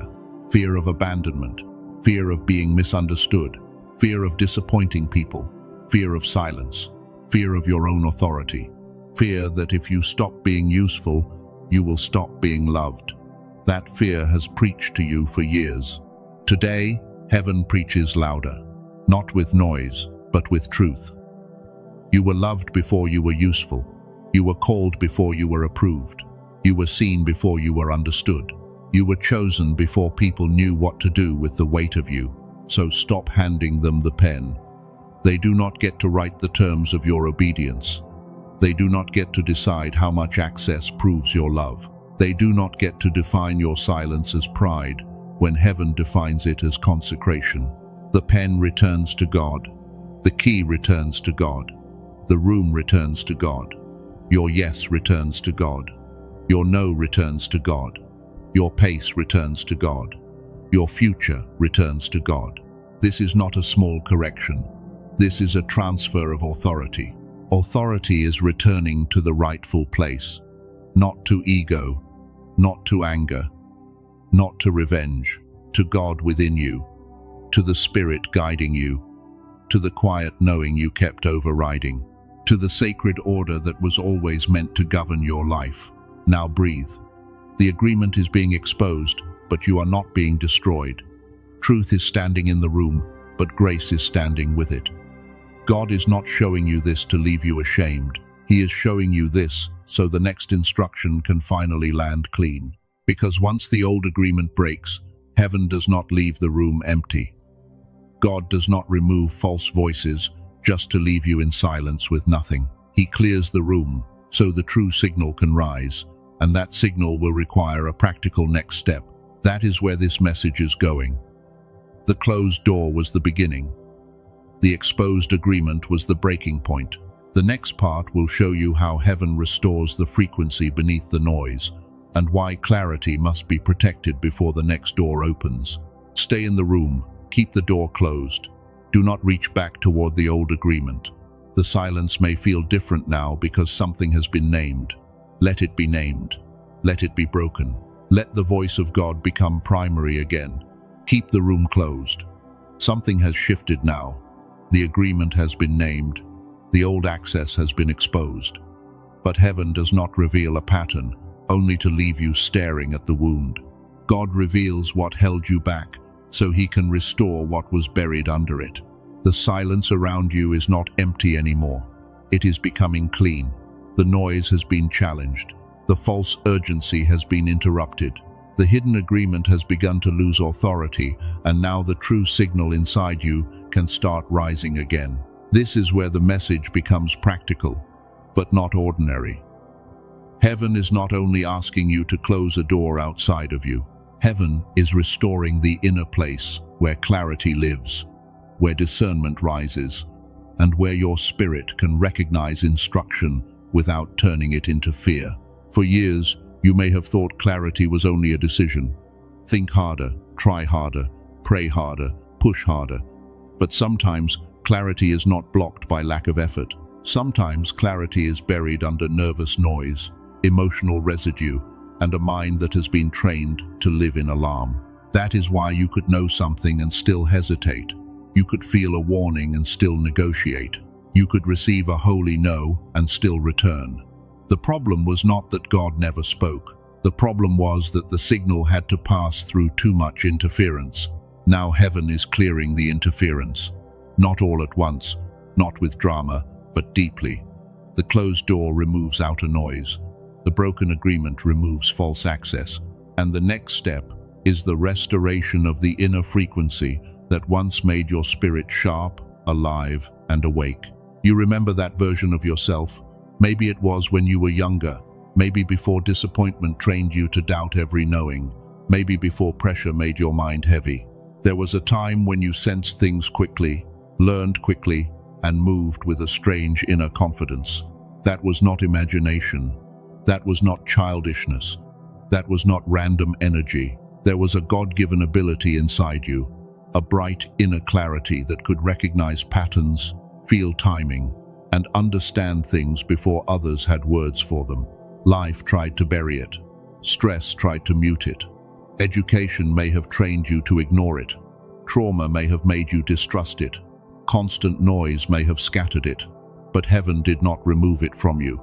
The signal became covered, not destroyed. That is the difference. Destroyed means gone. Covered means recoverable. Buried means it can rise. Muted means it can be heard again. And when God calls a chosen one into a private room, He is often preparing to uncover what the world trained them to forget. You are not only healing from people, you are healing from dullness. You are healing from the fog that made you question your own spirit. You are healing from years of living beneath your real capacity, while something inside kept whispering, "This is not all you are." You felt that whisper. You felt it in ordinary moments. You felt it while washing dishes. You felt it while lying awake. You felt it after conversations that left you empty. A deeper part of you knew there was more intelligence, more intuition, more courage, and more order waiting inside. That is why I mentioned the genius song earlier. I did not stop to explain everything then, because your spirit first needed to understand the closed door. But now that the noise has been exposed, I can explain why that tool belongs in this part of the message. The genius song is not meant to replace God. Hear that clearly. It is not your source. It is not a savior. It is a simple audio tool created to support the brain as it moves toward the gamma state, where clarity, flow, intuition, and those sudden inner knowings begin to wake up again. This matters because many chosen ones do not just feel spiritually tired. They feel mentally foggy. They feel slower than they used to feel. They feel like they carry a great calling, but the mind that once moved quickly now feels crowded, delayed, and heavy. You may know that feeling. You sit down to think, and the thought disappears. You try to pray, and your mind scatters. You sense an answer, then doubt floods in. You feel a door opening, then fear interrupts before obedience can form. That is not who you truly are. That is interference. And when interference becomes normal, people start calling it personality. They say, maybe I am just unfocused. Maybe I am just unlucky. Maybe I lost my gift. But heaven says the gift is still there. The genius song was created around a simple idea. There is a brainwave connected with high clarity, intuition, creativity, and flow. It is called gamma. Many people had more of that bright ability as children, before the systems of the world trained them into stress, repetition, fear, and mental dullness. Dr. Robert Lake, a neuroscientist with 34 years of experience, studied how sound can guide the brain into specific states. Researchers at MIT, Princeton, Harvard, and other leading research universities have also explored how brain states connect with focus, insight, and human performance. Do not hear this as cold science. Hear it as a bridge. Heaven made the brain. Heaven made rhythm. Heaven made sound. Heaven made the nervous system capable of responding to patterns. Sometimes what feels spiritual also has a physical doorway through which restoration can begin. The genius song uses brain entrainment through a 7-minute audio track. You listen with headphones. You sit still. You do not need a complicated ritual. You do not need to force yourself into meditation.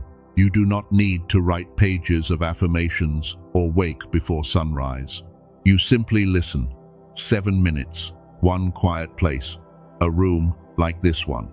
And while you listen, the sound is designed to support your brain as it moves toward the gamma state, the place connected with flow, clear perception, and the kind of inner spark many chosen ones remember from childhood. That childhood part matters. You were not ordinary then. You sensed too much.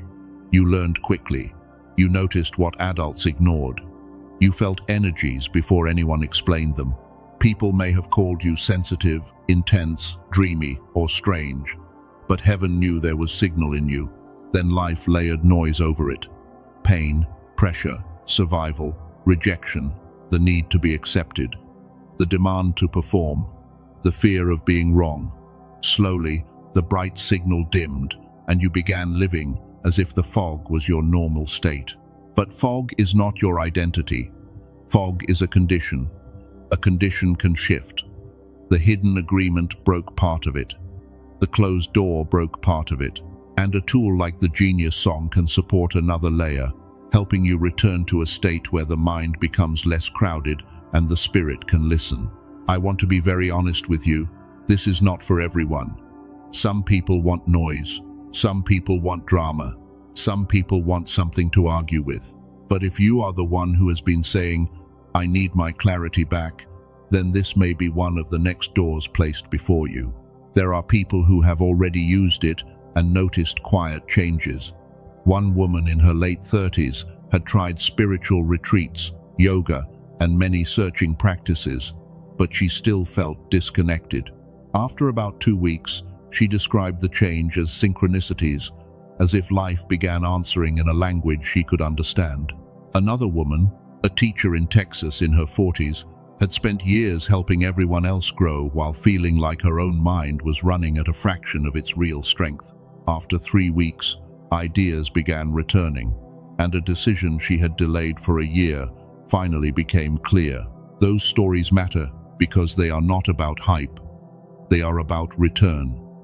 Return of signal, return of courage, return of clear thought, return of the part of you that was never gone, only buried under layers of noise, stress, survival, and spiritual confusion.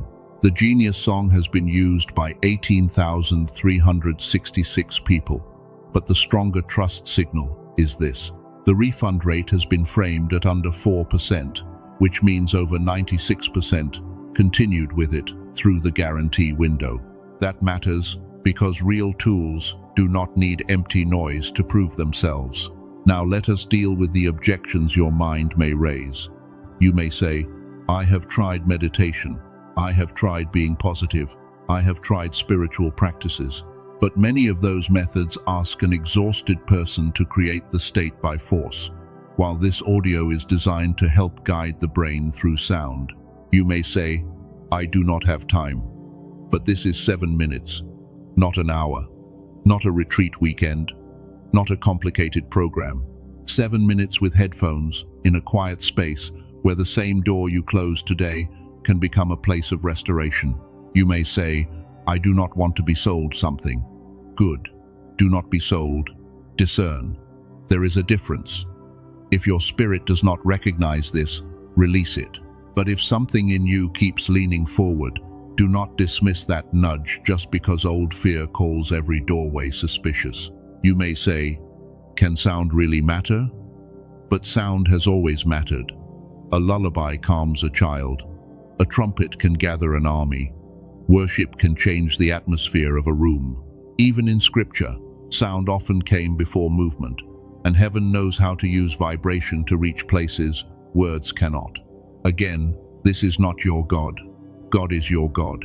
This is a tool, a vessel, an instrument, a simple audio designed by someone who spent decades studying the brain, offered at a moment when many chosen ones are not asking for entertainment, but for their clarity to come back. Here is what it includes. The core is the Genius Song itself, a 7-minute digital audio delivered to your email.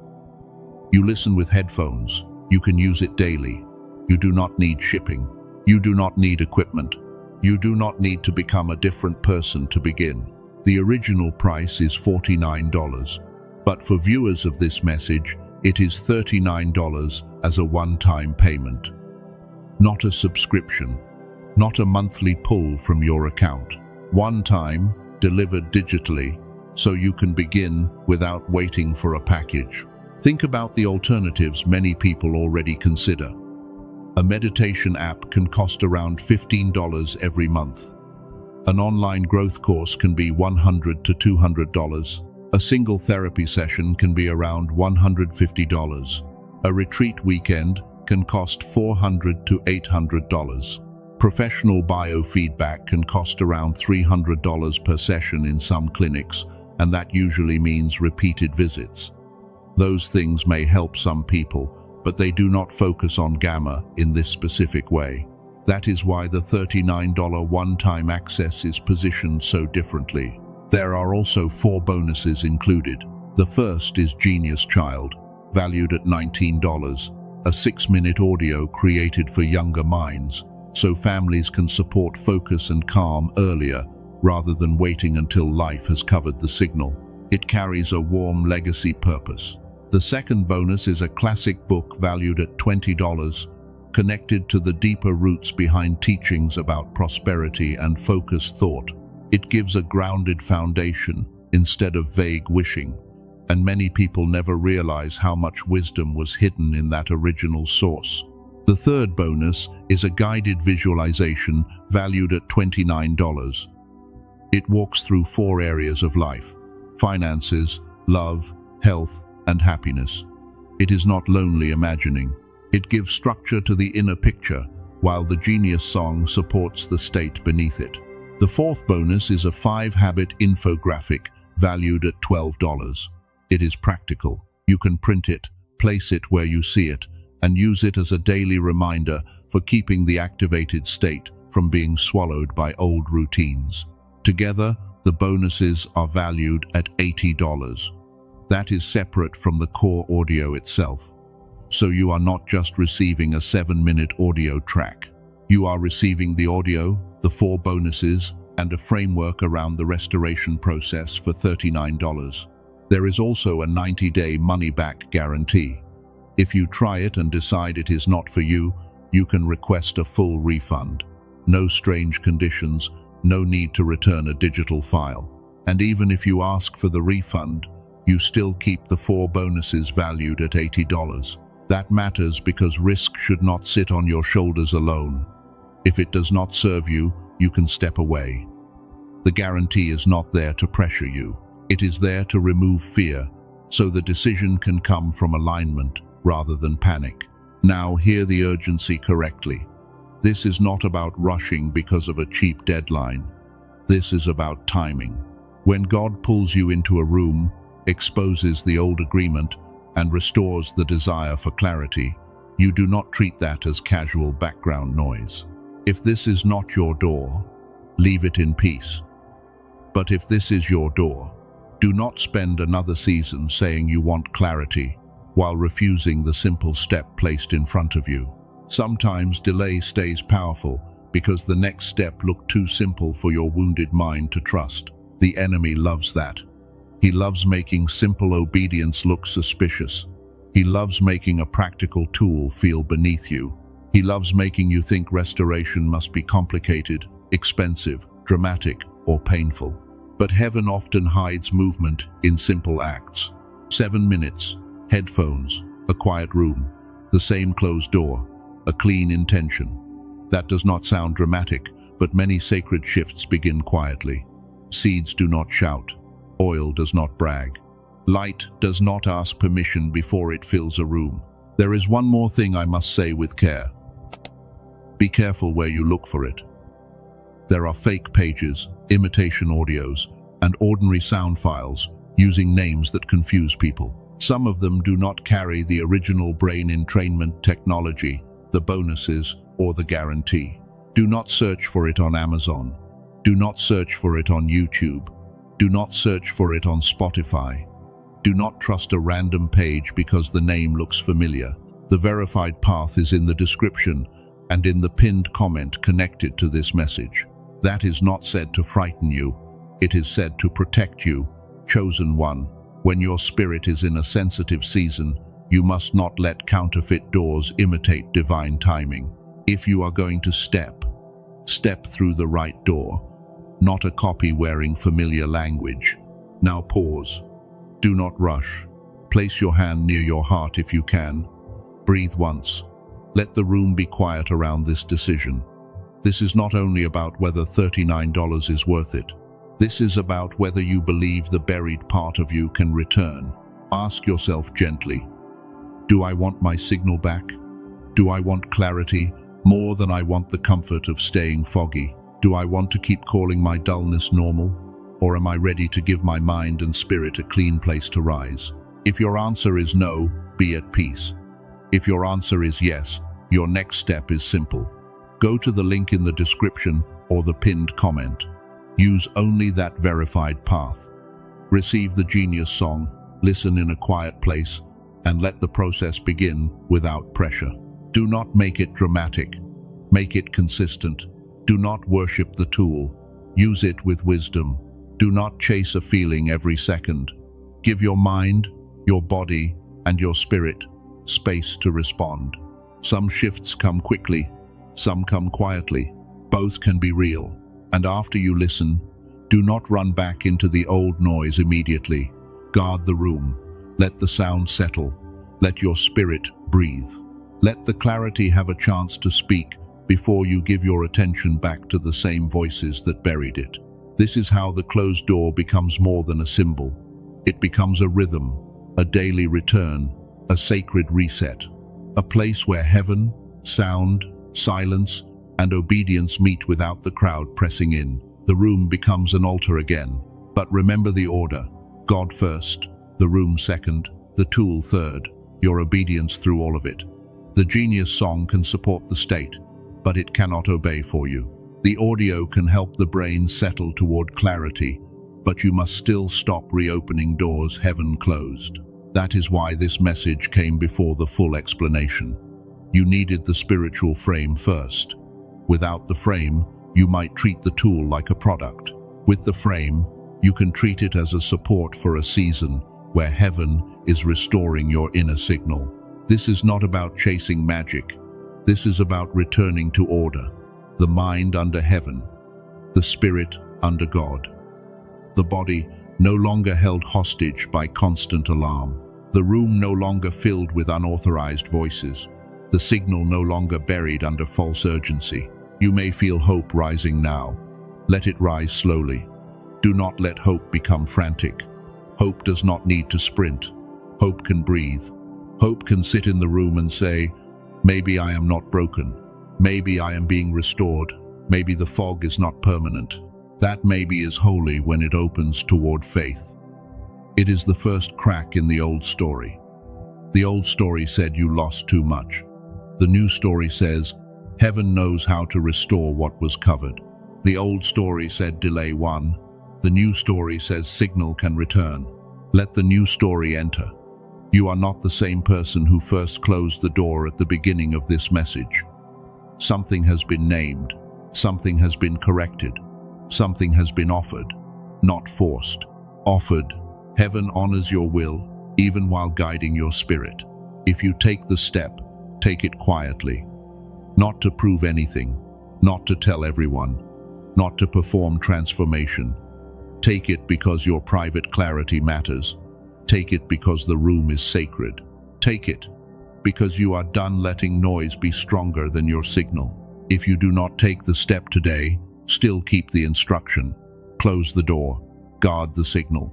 Let the old agreement stay broken. But if you know this tool has been placed in your path, do not let delay disguise itself as caution again.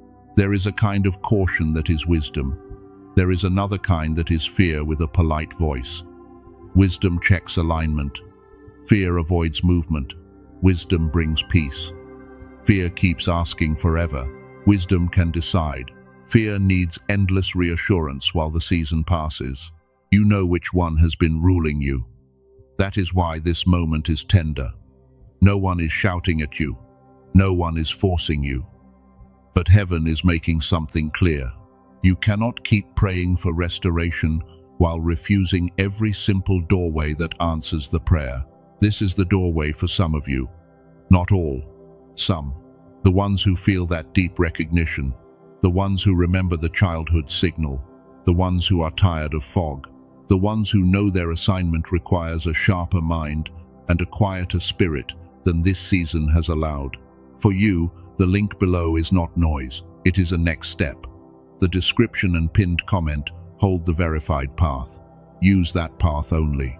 Then bring the audio back into the room, listen with headphones, and treat the 7 minutes as a sacred appointment with restoration. After that, watch what begins to change. Not with obsession, with attention.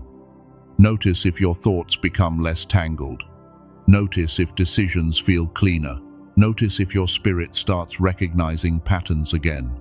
Notice if synchronicities begin to feel less random and more like conversation. Do not force signs, let them arrive. Do not chase miracles so hard that you miss peace. Let peace be the first miracle. A quieter mind is a miracle.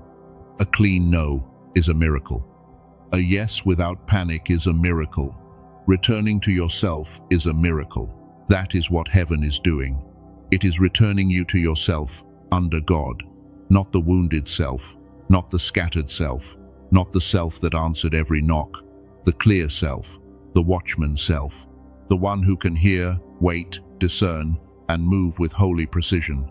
This is why the enemy fought the room. He knew the room would lead to clarity. He knew clarity would lead to obedience.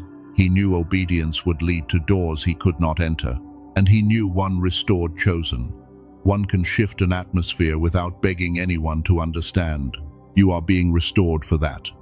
Not just to feel better, not just to think clearer.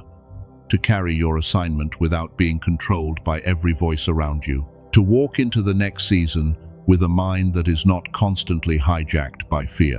The tool is available. The instruction is clear. The room is still closed. Now you must decide how you will honor what heaven revealed. Will you return to the old noise as if nothing happened, or will you protect the signal long enough for restoration to become a rhythm? Stay with me now. Do not leave before the seal. The next part is not a lecture. It is the prayer that closes this opening and places your agreement back under God. The enemy hates revelation, but he fears declaration, because declaration turns what you heard into what you carry. Keep the door closed. Keep your heart open. If the Genius Song is your next step, the verified link is in the description and pinned comment. But do not leave the room yet. The final prayer is where this message becomes sealed inside you. Keep the door closed for a little longer. Do not rush out of this room. Do not run back to the noise before the word settles. Something was opened in you, and now it must be sealed. Revelation without sealing can become another feeling that fades when the old voices start knocking again. Take a slow breath. Let your shoulders soften. Let your hands rest. You do not have to perform anything for God right now. You do not have to sound strong. You do not have to feel perfect. You only have to remain present while heaven finishes what it started. This final part is not just an ending. It is a sacred closing. The door you closed at the beginning must now become a covenant in your spirit. You are not leaving this room the same way you entered it, because the old agreement has been named and the true signal has been called back. Before we pray, understand what is happening. The enemy wanted this message to stay in your mind only. He wanted it to become interesting, emotional, and temporary. But heaven wants it to become agreement. Agreement changes your pattern. Agreement changes your access. Agreement changes what gets to enter your next season.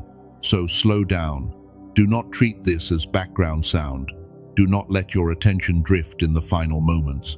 The end is where many chosen ones lose the seal, because they receive truth, but never let their mouth, body, and spirit come into alignment with it. Place one hand near your heart if you can. If you cannot, simply become still. Let the room feel quiet around you. You are not alone. You are alone with God, and that is very different. The hallway may be silent, but heaven is near. Say this in your spirit first. I am not abandoned. I am being hidden. I am not rejected. I am being protected. I am not losing myself. I am returning to myself under God. Let those words move slowly through the places where fear has been louder than truth. Your room is becoming an altar. Not because the room is perfect, not because your life is perfect, but because obedience has entered it. When obedience enters an ordinary space, that space becomes holy ground, and the chosen one standing there becomes aware again. You are aware now. You see the access. You see the noise. You see the hidden agreement. You see how guilt dressed itself as love, and how fear dressed itself as wisdom. You see enough to choose differently.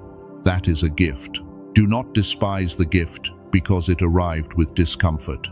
Some of the greatest deliverance begins as a holy ache. Something in you aches because an old pattern is losing its home. Let it ache. Do not reopen the door just to soothe what God is removing. The first declaration is simple. I close every door heaven did not open. Say it slowly.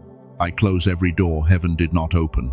Not with bitterness, not with revenge, not with fear, with obedience, with peace, with the authority of someone who finally knows access matters. I close the door to false urgency. I close the door to guilt that sounds holy but leads me back into bondage. I close the door to conversations that steal my peace. I close the door to emotional demands that were never assigned by God. I close the door to needing everyone to understand me. I close the door to explaining what God told me in private to people who only know how to debate what they cannot carry. I close the door to bending my obedience around someone else's discomfort. Let that settle. You are not being cruel. You are being consecrated. You are not becoming cold. You are becoming clear. A clear, chosen one is still loving, but no longer available to be controlled through pain, silence, accusation, or emotional pressure. Now declare this. I return every burden that was never mine to carry. Say it inside. I return it. I release the emotional weight that belonged to someone else. I release the responsibility to manage every reaction. I release the pressure to become smaller so others can feel comfortable. You were never meant to carry all of that. Your body knew it. Your sleep knew it. Your spirit knew it. That is why your peace felt crowded. That is why your mind felt foggy. That is why you could feel tired, even when your hands had done nothing visible. Now the weight is lifting. Maybe slowly, maybe gently, maybe in a way you cannot measure yet. But something is shifting. When a chosen one stops agreeing with false responsibility, the unseen realm feels it. The old pattern loses a legal place to stand. Declare this next. I revoke access from every voice assigned to confuse me. Not every voice is allowed to teach you. Not every memory is allowed to guide you. Not every fear is allowed to interpret your future. Some voices are being removed from the council of your inner life. Your attention is a sacred seat. Your imagination is a sacred seat. Your decision-making is a sacred seat. Your peace is a sacred seat. The old season gave seats to things that were never authorized. Heaven is rearranging the room now. Let God rearrange it. Let Him remove fear from the center. Let Him remove guilt from the doorway. Let Him remove old opinions from the table. Let Him remove the faces you kept seeing every time you tried to obey. The room is being cleansed. Now say this. I receive the voice of God as primary. Let that word carry weight. Primary means first. Primary means highest. Primary means no other voice gets to overrule what heaven has spoken. Primary means you stop treating panic like a prophet. God is not one opinion among many. God is not competing with the hallway. God is not waiting for the people outside the room to agree before He can guide you. His voice is holy, and your spirit was made to recognize it. You are returning to recognition.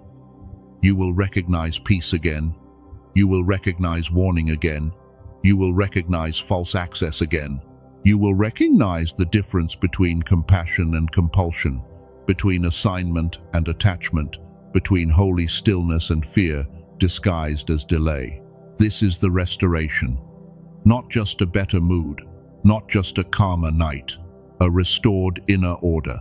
The kind of order that lets you move with precision. The kind of order that helps you say yes without panic and no without hatred. Now breathe again. Let your chest open. If tears come, let them come. If no tears come, still receive. God is not measuring this by emotion. He is looking at agreement. A quiet yes can shake a chain loose even when your face looks calm. Say this: I am no longer available for counterfeit urgency.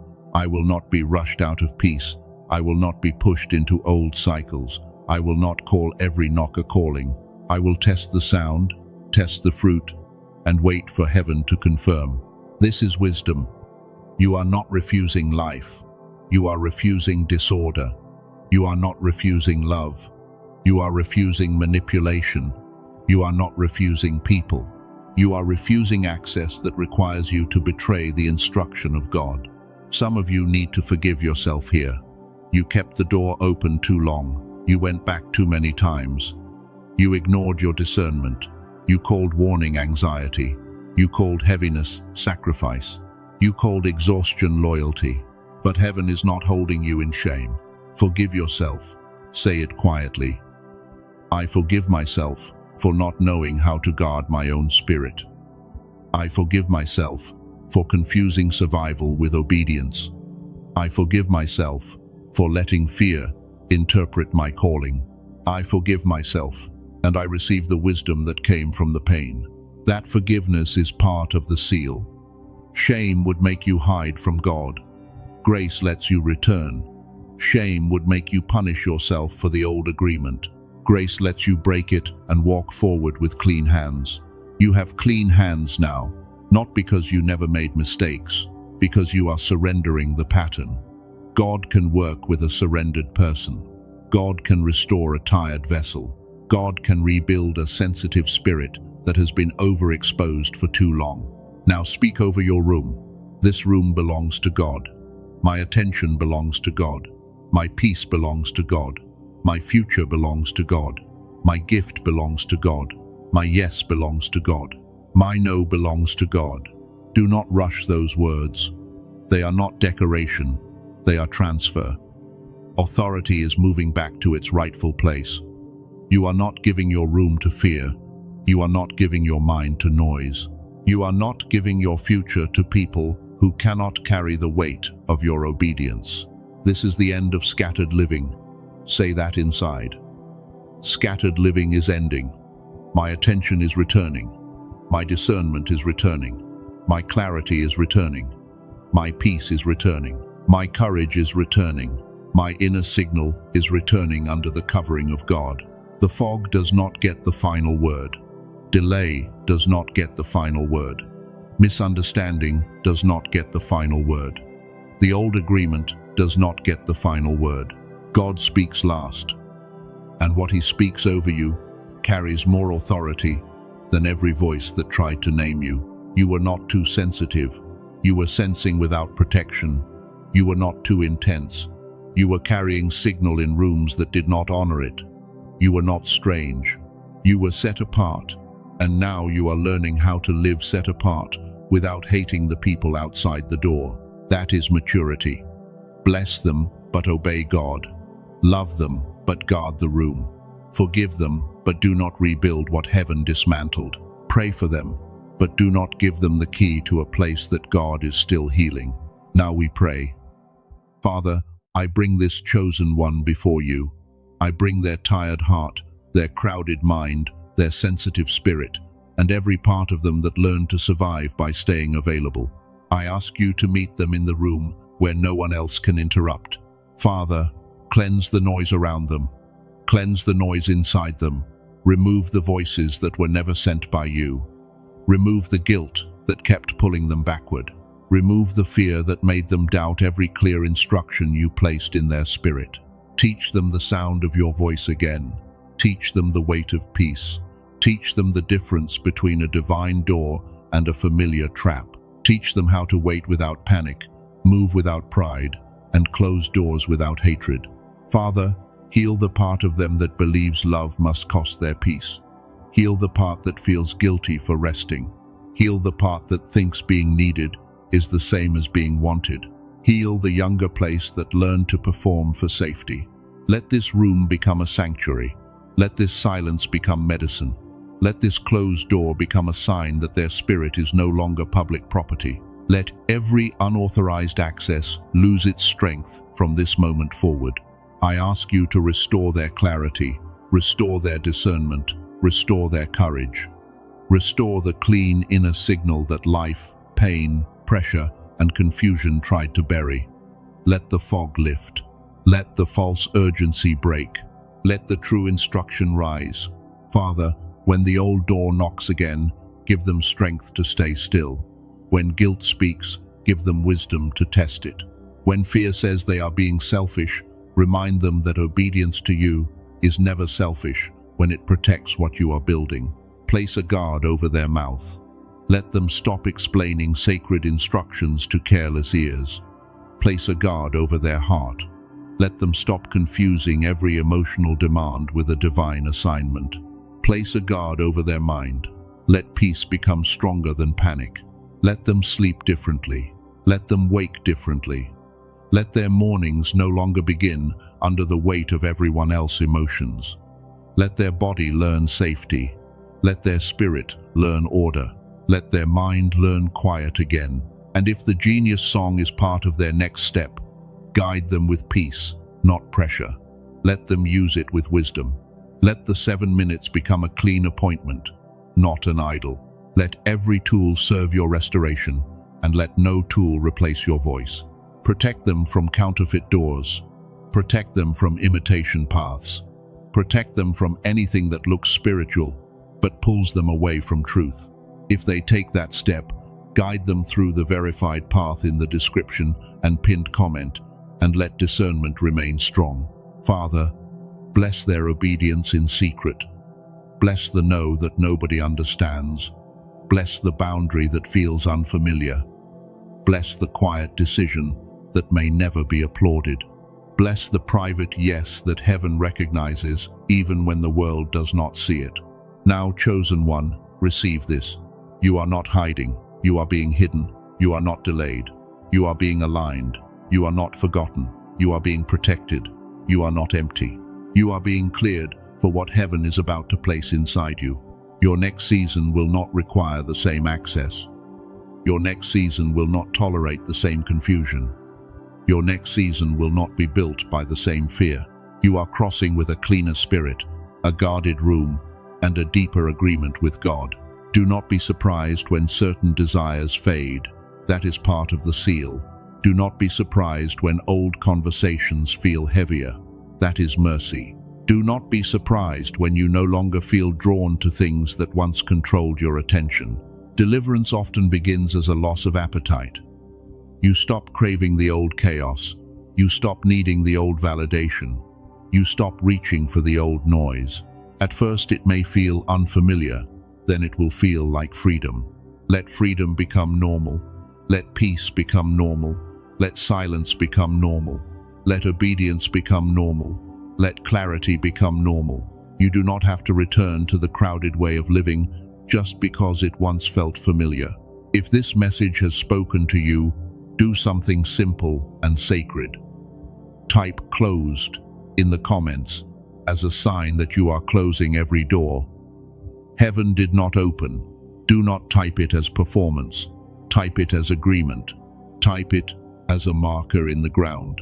When you type it, know what you are saying. You are saying, the old access is over. You are saying, your room belongs to God.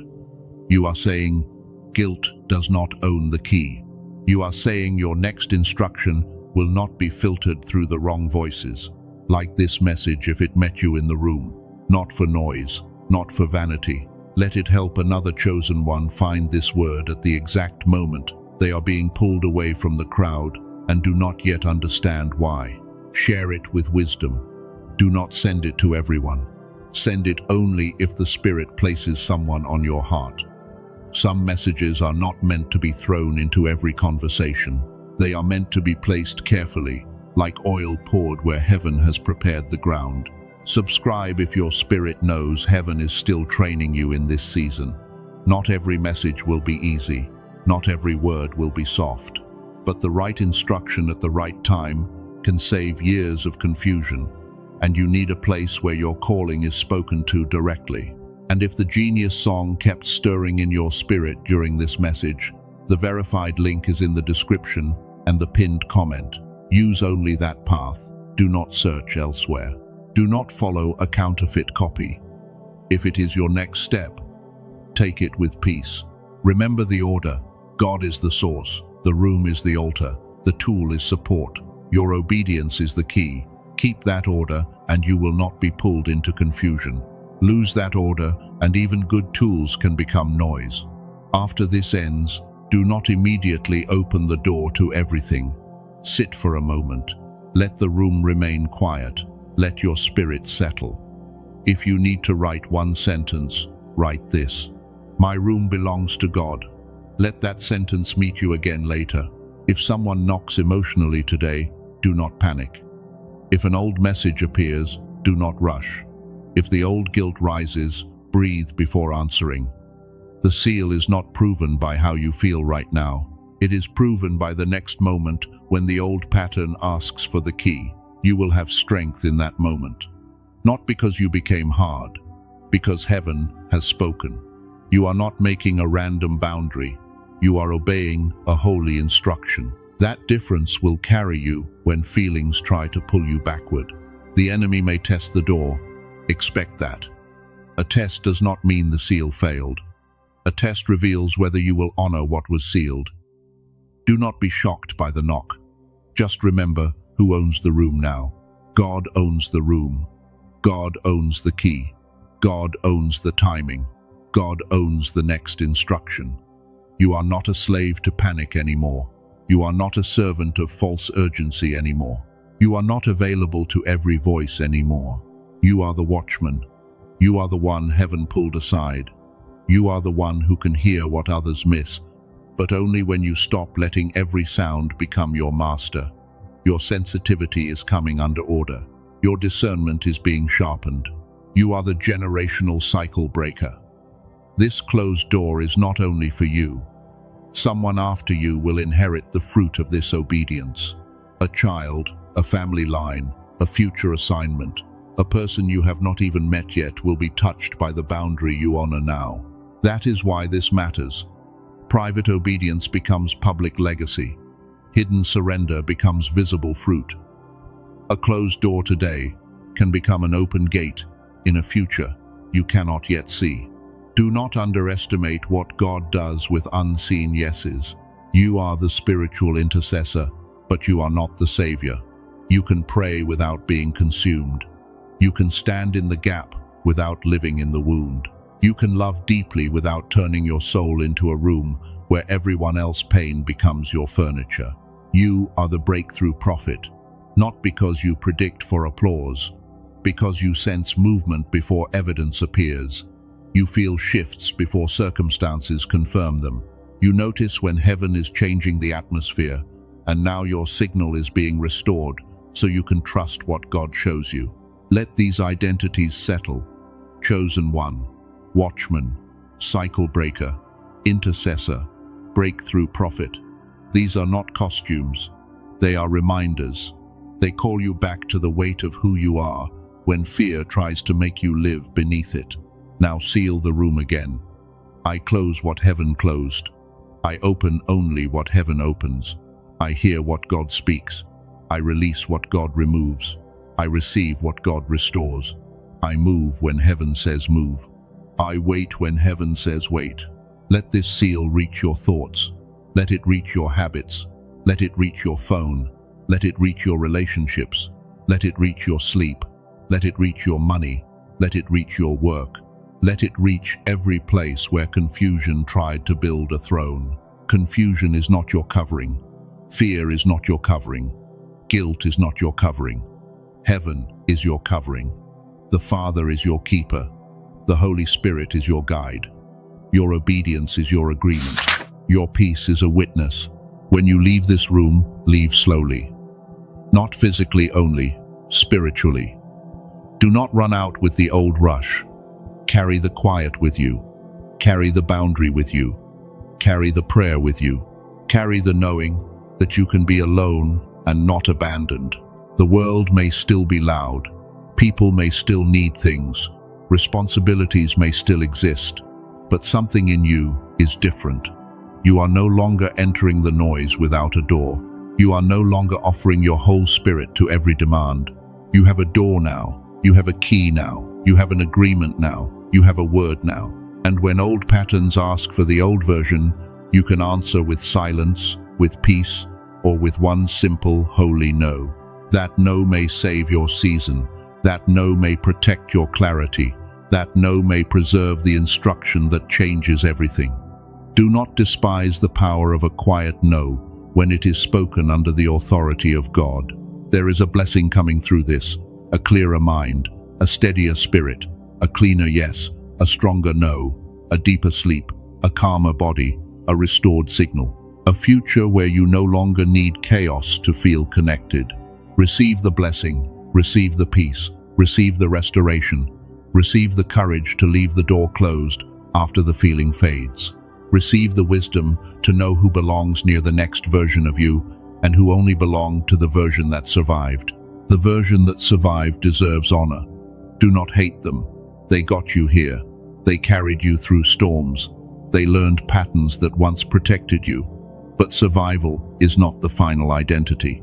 God is calling you into wholeness now. Thank the old version, but do not let it lead. Bless the old room, but do not live there. Honor the lessons, but do not worship the pain. You are allowed to move forward without dragging every survival pattern into the promised place. This is your closing. The door is closed. The old agreement is broken. The signal is returning. The room belongs to God. The next instruction will find you, not because you chase noise, but because you have become still enough to hear. Stay in peace for a moment after this. If you type closed, type it with intention.